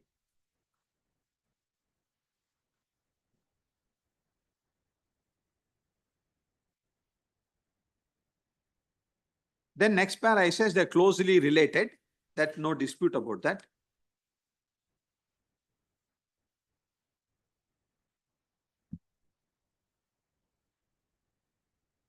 That appears to be little unusual. Yes, my lord, I would say, my lord, in 99% of the cases, the purchaser will pay the stamp duty. 99%. But there are always cases, my lord, where the seller is not able to get a buyer. And the seller is desperate to sell. I remember, my lord. Yes, then they will say that you, even brokerage, my lord. I remember one transaction, my lord, like this, it happened. A deal was struck, the price was agreed. The purchaser said, why should I pay the brokerage? I didn't get this broker. It is the seller's broker. I'm not going to pay brokerage. No, for brokerage, we can understand. Stamp duty also. Stamp duty, usually, it is the buyer who pays. I respectfully submit, my lord, that it is so. 99% of the cases, it is the buyer who pays the stamp duty. No doubt about that. But there are cases where there's a problem relating to getting a buyer. The seller is desperately wanting to sell the property. There is no other buyer who's coming forward. There is some title issue relating to that. And they want to liquidate the asset. Then they will make this concession. To say, I'm willing to pay the stamp duty. You don't pay anything. To that extent, the sale price will come down so far as the purchaser is concerned. That is also, my lord, as I said, rarely it happens, but it does happen. But because stamp duty payable liability is between the parties to be decided. Of course, it's a matter of unless contract otherwise provides. In many Buyer cases, will be paid. not when banks give lease, my lord, I also It is for surprised. the others to pay. Illa. Huh? All nationalized bank leases now, my lord, they are insisting on the lessor bearing 50% of the stamp duty. Okay. On registered deeds. My personal experience, I noticed recently, they said, you are the lessor, you have to pay 50%. So we said, why should the lessor pay 50%? We are giving you the lease. So you should pay 100%. They said, no, sir, this Reserve Bank has told us, our bank policy. It's like that. All the nationalized banks today are insisting that whenever is the lease, term lease, the lessor must pay 50% of the stamp duty. So it's a matter of agreement. Yes, Aditya wants to say. Sometimes what happens is that the seller, by the nature of his business or by his ethical boundaries, can take payment only by bank transfer or check or demand draft. The buyer may be a person who has some liquidity in cash, and he'll say, no, I'll make part cash payment. Seller may say, no, I want everything. Then he says, stamp duty registration. Then the seller may say, look, if that is the case, I will bear. That I have seen in my practice. Some organizations are not able to Go for that, that white and black issue arises. have 100% in the bank. So there, very often there is a concession made that if the stamp duty is anyway you're paying me that money. If stamp duty is the only concern, then I will bear it. As to your source of income, etc., you manage. Anyway, it's a subject matter of agreement between the seller and the buyer. If they want to do it, they will do it. But it is one of the points that again stares at you. Yes. Is our general view. Yes. Because it will be very unusual in matters like this, that the company itself pays stamp duty. Appears to be little somewhat. Anyway, it's one of the factors again. Many times, my lord, when some charitable disposition is made also by gift deed, the donor will want to transfer the property and he is giving it free to charitable purpose. That stage, they will say, see, whatever costs are incidental to it, you only pay it. So now, when donor is giving the land, they should also bear it. But invariably, my lord, they say, we don't want to bear that, the donee may pay it. So this is a matter, my lord, of a matter which arises from time to time to be resolved in an appropriate manner in cases. In this case, my lord, our case is that the company was saddled with this land. The company was waiting and waiting and waiting, nothing happened. the property did not move, the entire market did not move. So they didn't have anything to do. The board meeting shows, of course, there's one argument that board meeting was not held. I'll show my lord that they were held. He admitted they attended all board meetings. Up to 2005, there is a clear admission that I attended all board meetings. And also this question about notice and all that was also asked. He said notice they were not issuing. Every time I was going, I was attending, there was a log book maintained. I have seen the log book also. That's the evidence that he gives. So, and this is a small domestic company, my lord. It's not like a company which had some high-flying twin directors of international fame who will, are in different parts of the world, you have to issue them notice. That's not the case. They were meeting every other day. There was office, all meetings were held in the office. Whether company was undergoing any loss as such? Yes, your lordship saw the balance sheets, my lord. Balance sheet mentioned small amount as the loss, because there was no business. The only expenditure of the company, my lord, was whatever little incidental expenses that was involved in maintaining the land. That's all. 2 lakhs, 3 lakhs, 4 lakhs. So the company had no income. It had no activity. People had invested their money in the hope that prices are going to go up and we can earn some money from it and develop it. That development didn't happen. Shareholders did not contribute money. Normally what happens in a real estate company, the first step is acquisition of land. The second step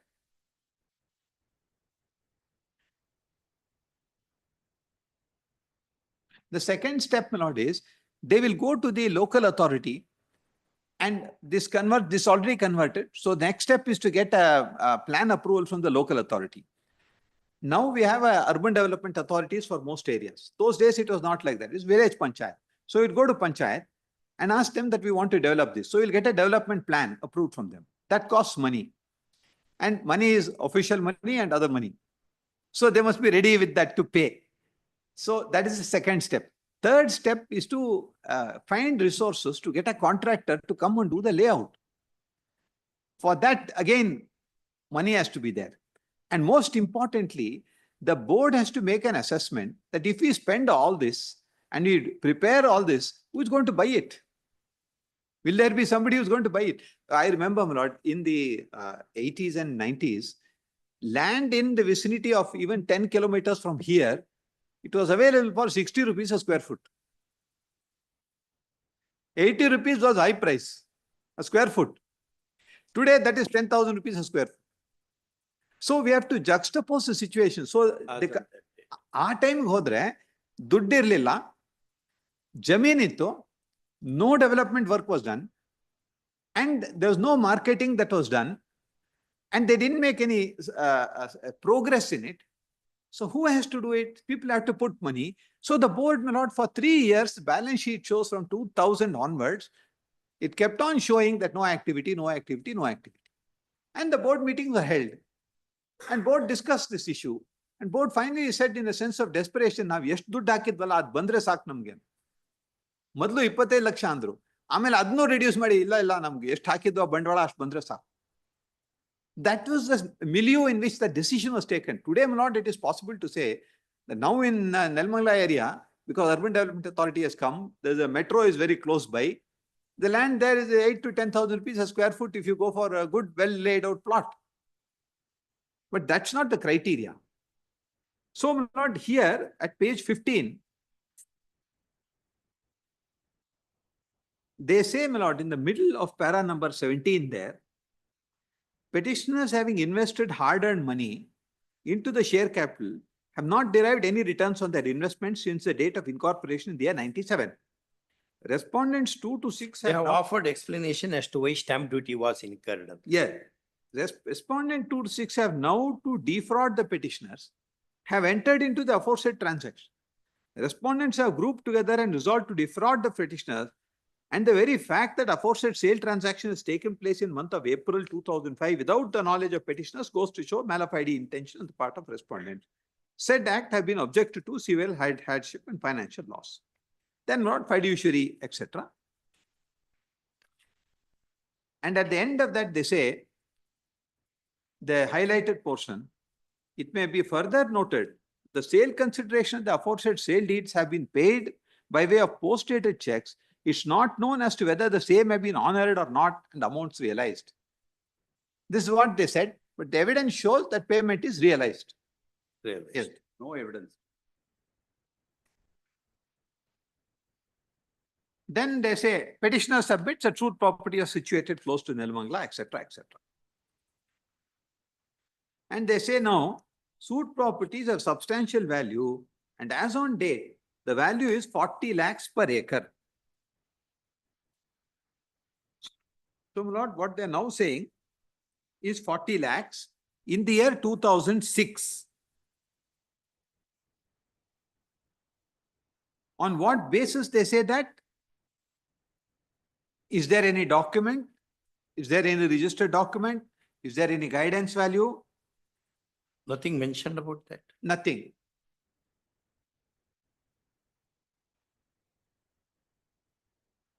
Then next para, they say the sale to these people is fraudulent.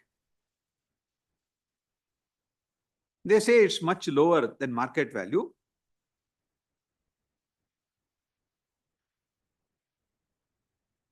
And there's an offer for 1.65 crores. From that Mohanlal. Yes. No. Not some other Petitioner person. number 1 himself sent a legal notice. Saying Legal notice stage only. I have an offer. After all the. Just 1 month after the sale deed, my lords. Not even 1 month. Now, my lord, your lordship asked about guideline value.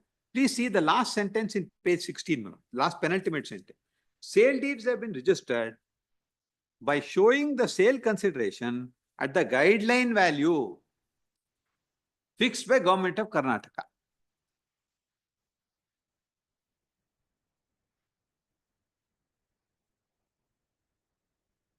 So this clearly demonstrates now the burden will shift. If it was sold at guideline value, if it was something higher at that time or before the time of sale, there must be material to show that. Then next paragraph. But is there any presumption that market value of the property is higher than the guideline value? No, there's no such. In fact, the presumption is the other way about. That If guideline you value is the register market. something below that guideline value, then it is undervalued. So the real value is the guideline value. Otherwise, my lord, the guideline notification of the Stamp Act will become meaningless. That is why they increase Periodically. it. they go on Periodically. increasing. Take note of the developments and increase it periodically. But in one judgment, I don't exactly remember which judgment. It was under the Land Acquisition Act where the reference court said the market value is always above the guideline value. The apex court affirmed it. There is one such, immediately I may not be able to, perhaps I will be able to find out. Now today, ILR 2009. They have said like that. Owns 100 rupees. Market value is to be 1990.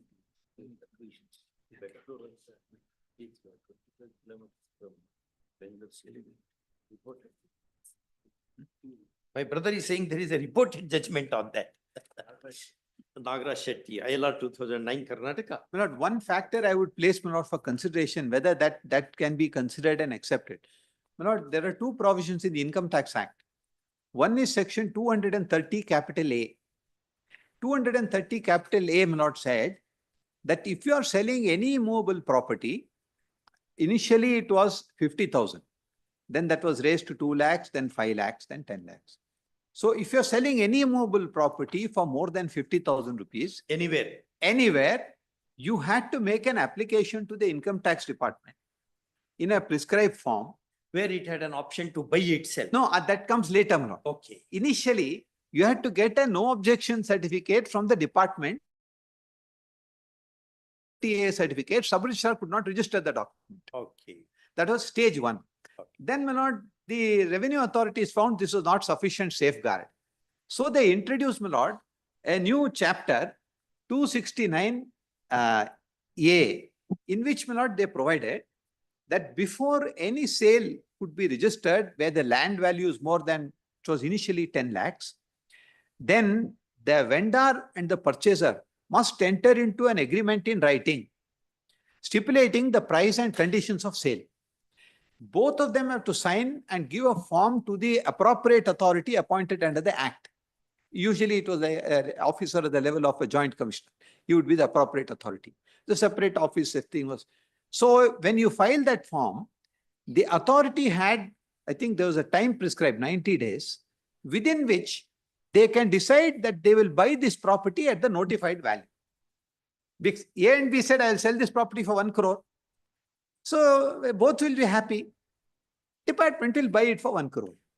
Why they devised this was, they wanted to avoid people reporting agreement at lesser price. Undervaluation they wanted to, so that. And that cash would, transaction. That would not fetch them capital gains. No, cash transaction. Oh, okay. Not if a property is worth 1 crore, they enter into an agreement to sell for 50 lakhs and government intervention is not there, then what will happen is that 50 lakhs will be registered document, remaining 50 lakhs will be taken in cash. It is number 2 economy. So to curb that, they made this provision. Okay. And they said that you must enter into an agreement. It was not just for getting income tax. No. Okay. It was to checkmate cash transactions. Because take an example, my lord. Supposing the price was 1 crore. Understanding is I'll give 50 lakhs in cash. The purchaser gives 50 lakhs in cash to the vendor. Then you file this form for 50 lakhs. If the department says I'm buying it for 50 lakhs, then the purchaser will lose 50 lakhs because he's already paid it. So to curb that, this provision was made. Form 37I. Now, my lord, if these are measures. But those things are not there in income tax now. No, now it's not there. Not there. Now it's not there. At the relevant time, it was there. They were there.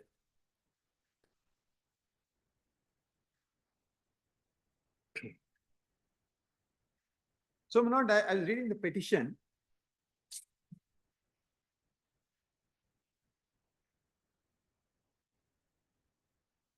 I showed, my lord, the last 2 lines at page 16.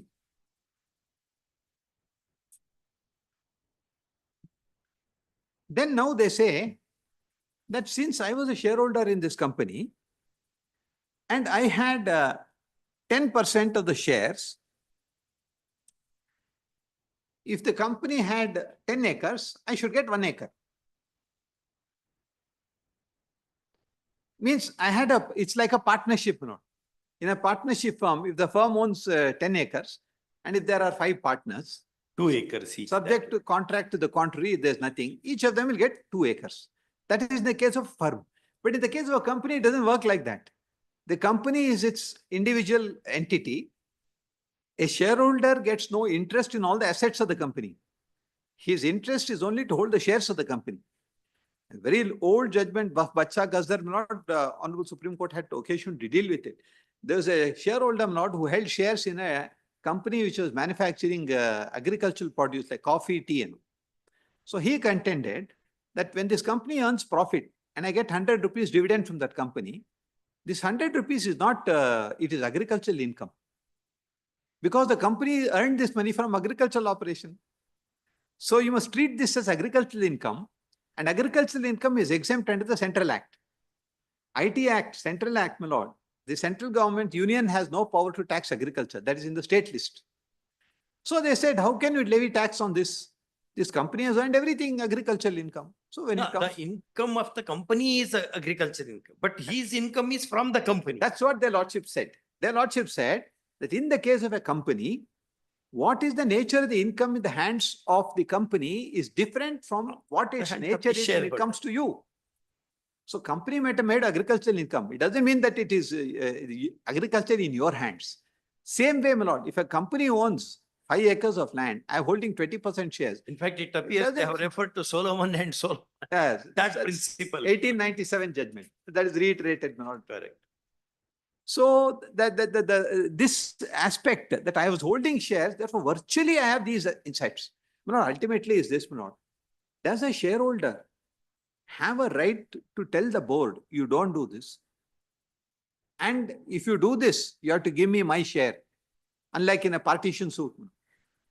In a joint family property, if one person says, I have a share, then his share is always there. Whatever the others may do, his share is there. If the property is sold, then he'll get a share in the sale proceeds. If new property is purchased, he'll get the same share in the new property, will inure to him also. Only when he wants, he will ask for division and say, you give me, carve out and give me this. That will not apply here. That will not apply here because his company is completely different. But they have not put it in a slightly different way. Though they say this here, their main case, as I understand it, now subject to correction from my learned friend, is this is a company asset. This company has no other asset. You had to safeguard this asset. You did not safeguard this asset as board. I was also on the board. You fudged all the board records, everything. You took a decision to sell it.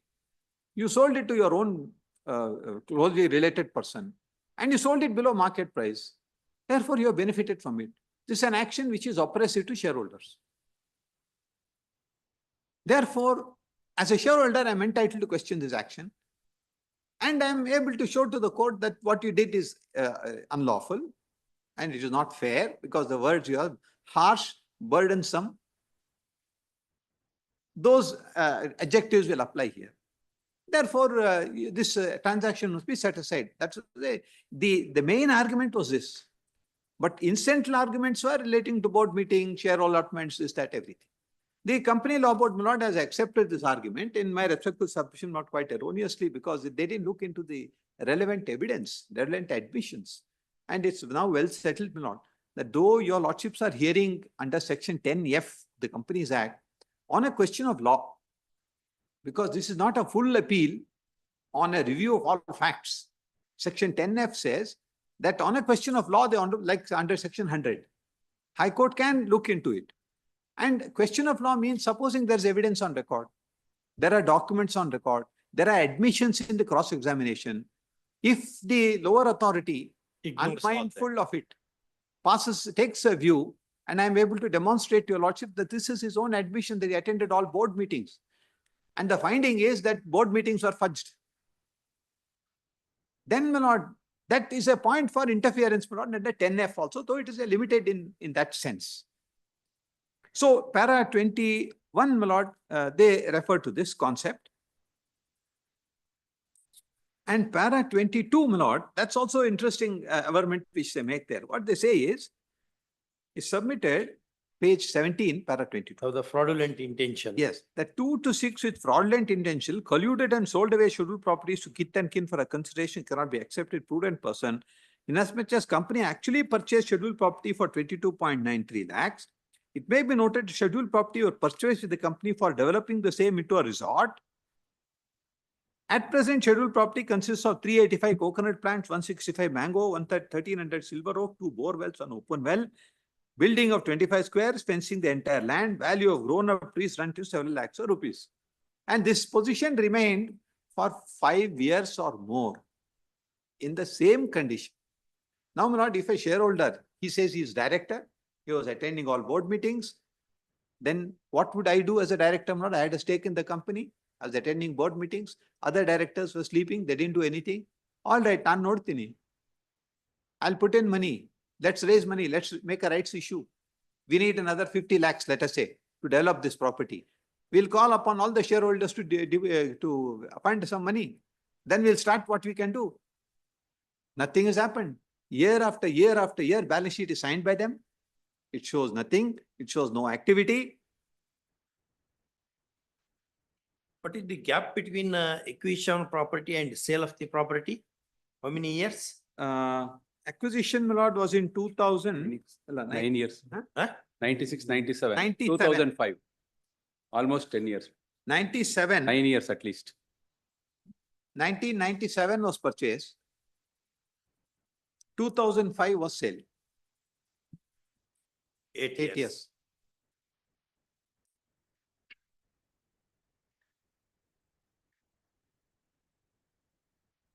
Then, my lord, at bottom of page 17, para number. Do you have any judgment which says during this particular period, it was a lull period for business? Any judgment, any authoritative text? I'll see, my lord. I'm sure there'll be books on valuation which deal with this. Because the valuation books, my lord, they look at the growth in the market, the economic development of areas in and around Bangalore. I'm sure we'll be able to get published works will be available. I'll That's try fine, to that's place it. Then we note page 17, para 23. Petitioners submit, it's now learned that the respondent 7A are now making hectic efforts to dispose of scheduled property as awaited agreement to sale with one Amar and 4 others. Petitioners learned that the said development when Amar approached petitioner 2 on 9/1/2006 and informed him that he has ready made advance payments to respondent 7 and 8 for purchasing scheduled property. However, Amar refused to provide information as to the actual sale consideration in advance amount paid him for purchasing the suit scheduled lands. It's not known who are the persons nominated by him for purchasing. Petitioners are informed that agreement holder Amar not to take up development work in scheduled property. However, Amar and others have colluded with respondent have carried out civil works on a bar footing. We've noted that on 12/1/2006, entire 165 mango trees have been removed to make a layout. Petitioners have on 12/1/2006 taken photographs which are produced at so and so. By that time, the sale had taken place. Petitioners submit that carrying out of inspection of the record in sub-registrar, one Suresh Bharadwaj No, practice. on that date, no. 12/1/2006.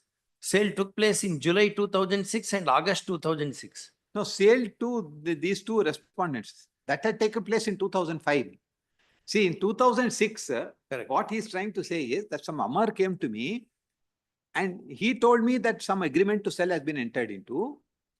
But details he did not He say. didn't disclose. But by that time, when they go to the property, they say that development work is going on. That's why I pointed out already respondent number 4 had entered into an agreement with a contractor to develop that survey number 32/2.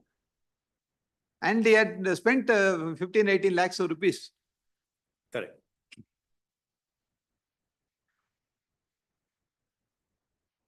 Then, my lord, he now goes to his directorship, para number 25.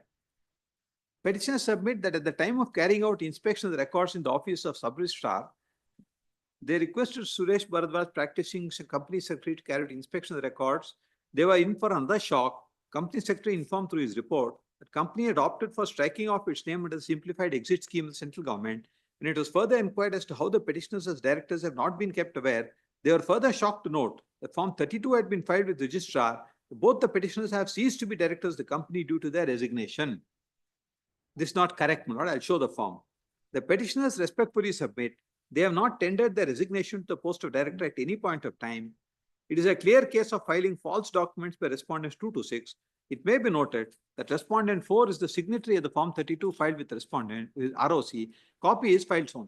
Actually, not what happened there. The document shows it that the section 283(1)(g) of the Companies Act provides that if a director does not attend a board 3 consecutive board meetings or spread over 3 months, whichever is later, he will automatically cease to be a director.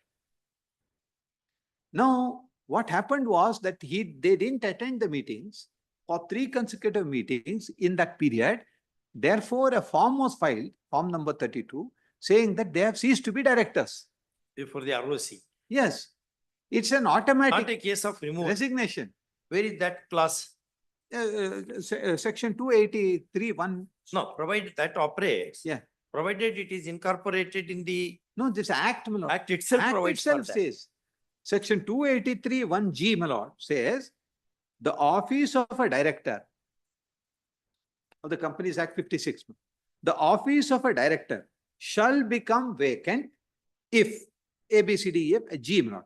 He absents himself from 3 consecutive meetings of the board of directors or from all meetings of the board for a continuous period of 3 months, whichever is longer, without obtaining leave of absence. What is meant by office becomes okay? He Uh, ceases to be a director. Exactly. Ceases to be in it. ಬೇರೆ ಬೇರೆ ಈ ಮಂಡಲ್ ಪಂಚಾಯತ್ ಗ್ರಾಮ ಪಂಚಾಯತ್ ಮೆಂಬರ್ಸ್ಗೆ ceases to be a member ಅನ್ನೋ terminology ಇದೆ. Correct. Illi office becomes vacant anta helutte. Also, my lord, there are other provisions also which say that supposing he acts in a manner contrary to a disclosure madalla, under 299 you have to disclose if you have interest in anything. if you participate in a business without disclosing interest, allugu ade helutte. He acts in contravention of 299 annate. So the opening section says, shall become vacant. Office shall become vacant if 1, 2, 3, 4, 5. How courts have interpreted that? There are number of decisions on this, my lord, where That courts they have cease said, to be. yes, that ipso facto they cease to be. Filing of There need not be any order, formal nothing, order nothing, my also. lord. It's by operation of law. And the filing of Form 32 is only an intimation. The company To the ROC, that event has happened. happened. That's the It is not constitutive. It is only informative of what has happened Of by an event. operation of law. yes, yes. Ma'am. For example, my lord, form number 2 is there for filing a return of allotment under section 75. When the board takes a decision, I'm allotting shares to A, B, C, D, E. They pass a resolution. Then form number 2 is to be filed to report to the registrar that the company at the board meeting held on such and such a day made all these allotments. The registrar doesn't have to register it or give certificate or anything. It is a public, because the whole object of a limited liability company is that it goes out of the realm of purely private into public. Because once a company is incorporated, all its records are matters of public. Anybody can get that. Only exception, my lord, is that in the case of a private limited company, the public are not entitled to look at their profit and loss account. That's the only thing. Balance sheet, they're entitled. I can get balance sheet of any company by just going to MCA portal. But profit and loss account, I'm not entitled. But if you are next step is, if you may be a public company, but your shares may not be listed on the stock exchange. So in such companies also this information is available. But when it becomes listed, if its shares are listed on a stock exchange, the level of disclosure and the level of public information goes far higher. What will happen then is, supposing a board meeting is held tomorrow to consider the financial performance of the company and to consider whether an interim dividend should be declared. Supposing board meeting is to be held. Normally, nobody has to be notified. But in listed companies, if the board meeting is convened for consideration of accounts, including for dividend declaration, they are not yet declared, that intimation must go to register the stock exchange.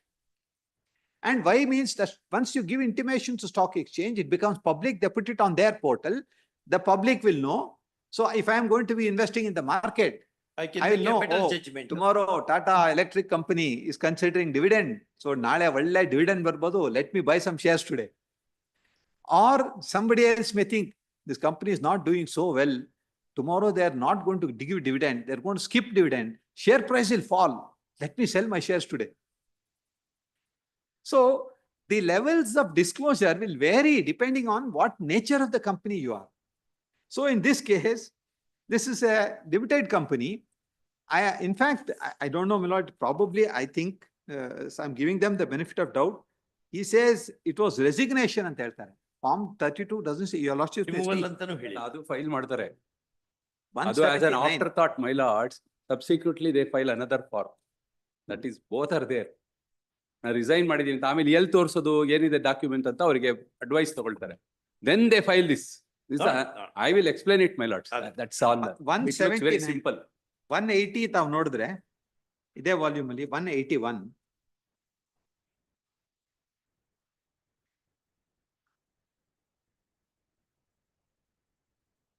This is the form 32 that is filed. Resign due to Preoccupation. preoccupation. ಈ ತರ ಬರೀತಾರೆ. ಯಾರು ಬರ್ದಿದ್ದಿದು? ನಾವೇ ಬರ್ದಿರೋದು ಇದು. ಅವಾಗ ROC ಇಂದ ಇವ್ರಿಗೆ ಒಂದು ನೋಟಿಸ್ ಕೊಟ್ಟು ಇದೆಲ್ಲ ಇಲ್ಲ. ಆ ಸ್ಕೀಮ್ ಕಂಪನಿ ಲಾ ಸ್ಕೀಮ್ ನಲ್ಲಿ ಅದೆಲ್ಲ ಇಲ್ಲ. ಅದು ಕಂಪನಿ ಲಾ ಸ್ಕೀಮ್ ಅದೇನಾಯ್ತು lord, section 560 of the Companies Act contains a provision where the registrar can strike out the name of a company. ಅದಕ್ಕೆ there's no procedure, in the sense that if you want to wind up a company, you must either go to court and request the court, you wind up this company. There are grounds on which the court can wind it up. If that is satisfied to the court, then court will wind it up, appoint a liquidator who will then take stock of all the assets, distribute the assets and liabilities, discharge the liabilities, and then finally the company will be dissolved. That's the procedure that is contemplated in law. But supposing many companies are defunct. So defunct companies andre farm agutte alli ಏನು ಇರಲ್ಲ. There are no assets, there are no liabilities, there are no directors, nothing has happened. So for that they came out with a simplified exit scheme. In the simplified exit scheme, they said there are some conditions that were done. And in those, it's like my lord, this we have now kar vivad samadhan in That way. ಆ ತರದ್ದು. You shortcut, you don't have to go through all the procedure. You give all the What information. say Samadhan, something like that. So there is. Kar vivad samadhan ಅಂತ. Kar vivad Samadhan. Kar vivad samadhan ಅಂದ್ರೆ ಕರ್ ವಿವಾದ ಅಂದ್ರೆ disputes on tax. ಅದಕ್ಕೆ ಸಮಾಧಾನ ಅಂದ್ರೆ Some settlement solace. ತರ. Correct. So ಇದ್ರಲ್ಲಿ ಅದೇ ತರದ scheme, simplified scheme of exit. So if you comply with all these things, you make just a declaration. Then the registrar will see, accept it, see your balance sheet. If you have filed all the papers, he will say, yes, I'm striking out this name. So the company ceases to exit. Who files all these documents under the act? Filed by the company only. Which company means who? Managing director. Director, if managing director is there, he has to sign. Otherwise, any director has to sign. Which one? The lordships had asked the question on notice. The lordships will find that when removal is invoked Then notice. under 284, there is notice. But by operation of law, either notice illa ಅಂತ ಇವ್ರು ಹೇಳೋದು. The 283, the provision is different. In fact, it goes to the extent of saying that the central government is satisfied that the rights conferred by this subsection are being abused to secure needless publicity, etc., may order the company's cost on the application fee. So the removal, For removal, there is a process. yes.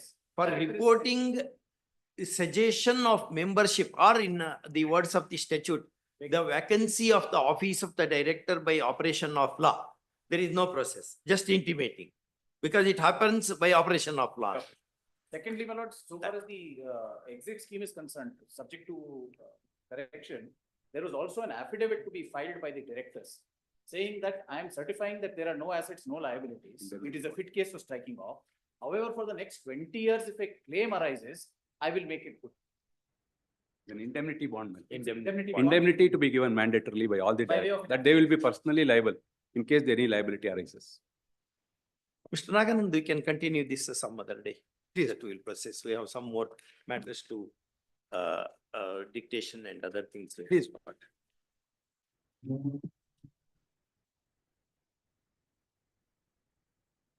When we hear persons like you, really, it's a great experience for us. We learn so many things. Not very rarely we get occasion like this, my lord, to argue the matter, my lord, very elaborately with development of the law and the mixture of facts and law. Most of the time, my lord, in the writ side work, we finish it in Article 226, so natural justice. So, Astral Mugda Bedta case. That's good. Not one more matter was there, my lord. There's other matter which was. That service matter, tane. Labor They matter. seem to be very keen not to go on, and that's the impression I'm getting, my lord. But in fact, arguing counsel still was arguing a matter before. But you are not here. ಒಂದ್ date fix ಮಾಡ್ಕೊಳ್ಳಿ. ಇಡಬಾರ್ದು ಇವನ್ನೆಲ್ಲ ಹಿಂಗೋ ಹಂಗೋ ಒಂದ್ ಕಡೆ decide ಮಾಡ್ಬೇಕು. That went on from 12 o'clock till now, my lord. That's the only issue. No, only one request I have, my lord, is He this. has to organize his calendar. No, last time, my lord, there was a direction of the honorable court that they must file a memo calculating what according to the order is due. ಅದನ್ನ pay ಮಾಡ್ಬೇಕು ಅದನ್ನಾದ್ರೂ. ಮಾಡ್ತಾ ಇಲ್ಲ. ಒಂದು order ಇದೆ ಅಲ್ಲಿ. Lord, ನಾವೇ ಮಾಡಿದ್ದು. Let them calculate and deposit that amount, man. Lord, as per the award of the labor code, my lord, back wages is awarded of 80%. Lord, that calculation as to how much will he be entitled? ಅಲ್ಲಿ ನಮ್ direction ಇದೆ ನಮ್ಮಿಂದ. ಆ direction comply ಮಾಡ್ಬೇಕಲ್ಲ. ಏನೂ ಕೊಡೋದಿಲ್ಲ ಅಂತಾರ ಹೇಳ್ಬೇಕಲ್ಲ. Lord, Whatever amount is payable, even according to you, that amount should reach the hands of the employee. I'll place it on. I'll place it on record by tomorrow. Let them deposit that money, man, so that court can finally decide what should happen. The ಅದೇನು appellant ಅವರು ಯಾರು? Our appellant. He's been dismissed from service. That's the- This court. There was a direction dated 10/12/2024, which reads as a full stop. Next paragraph. Learned senior advocate appearing for the respondent employee complains that this direction has not been complied with. and non-compliance should not go with impunity. First, learned counsel appearing for the petitioner submits that the compliance would be reported when? 2 days. Within, reported this week itself. First off, call this matter next week, huh? The 12th, huh? On 12. 12 ಆಗತ್ತಾ? ಆಗತ್ತೆ. All. This other matter may not ಅದು date. ಒಂದು ಯಾವ್ದಾರ ಒಂದು date ಕೊಟ್ಟು. ಯಾವ್ದು? Which date for this matter, which date? You fix.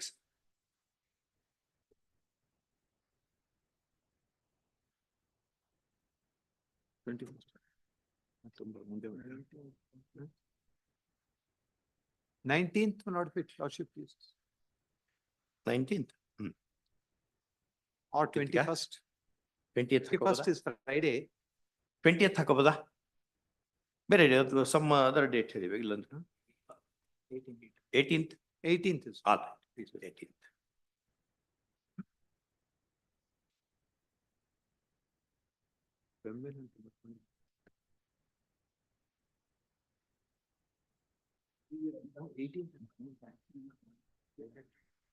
Sign ಮಾಡ್ಬಿಡ್ಲಾ?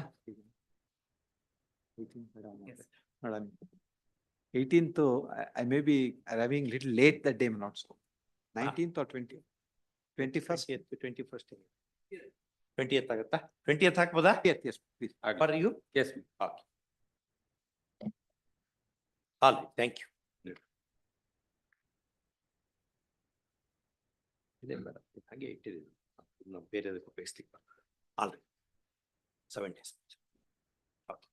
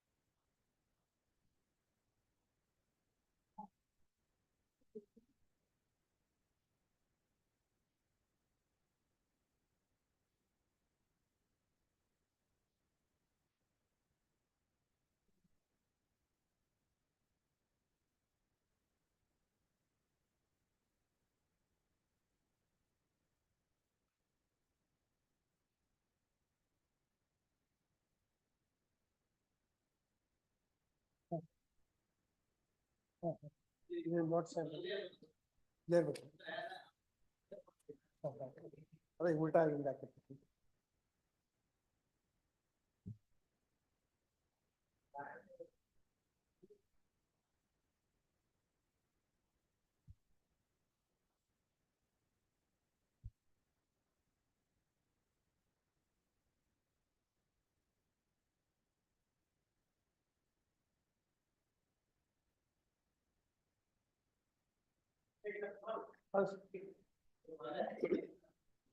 Correction ಆಮೇಲೆ ಹಾಕೊಂತಿದ್ದೆ ಕಳ್ಸೋದ್ರಲ್ಲಿ ಬರ್ದ್ಬಿಟ್ಟಾರೆ. ಅದೇ ಹಾಂ ಸರ್.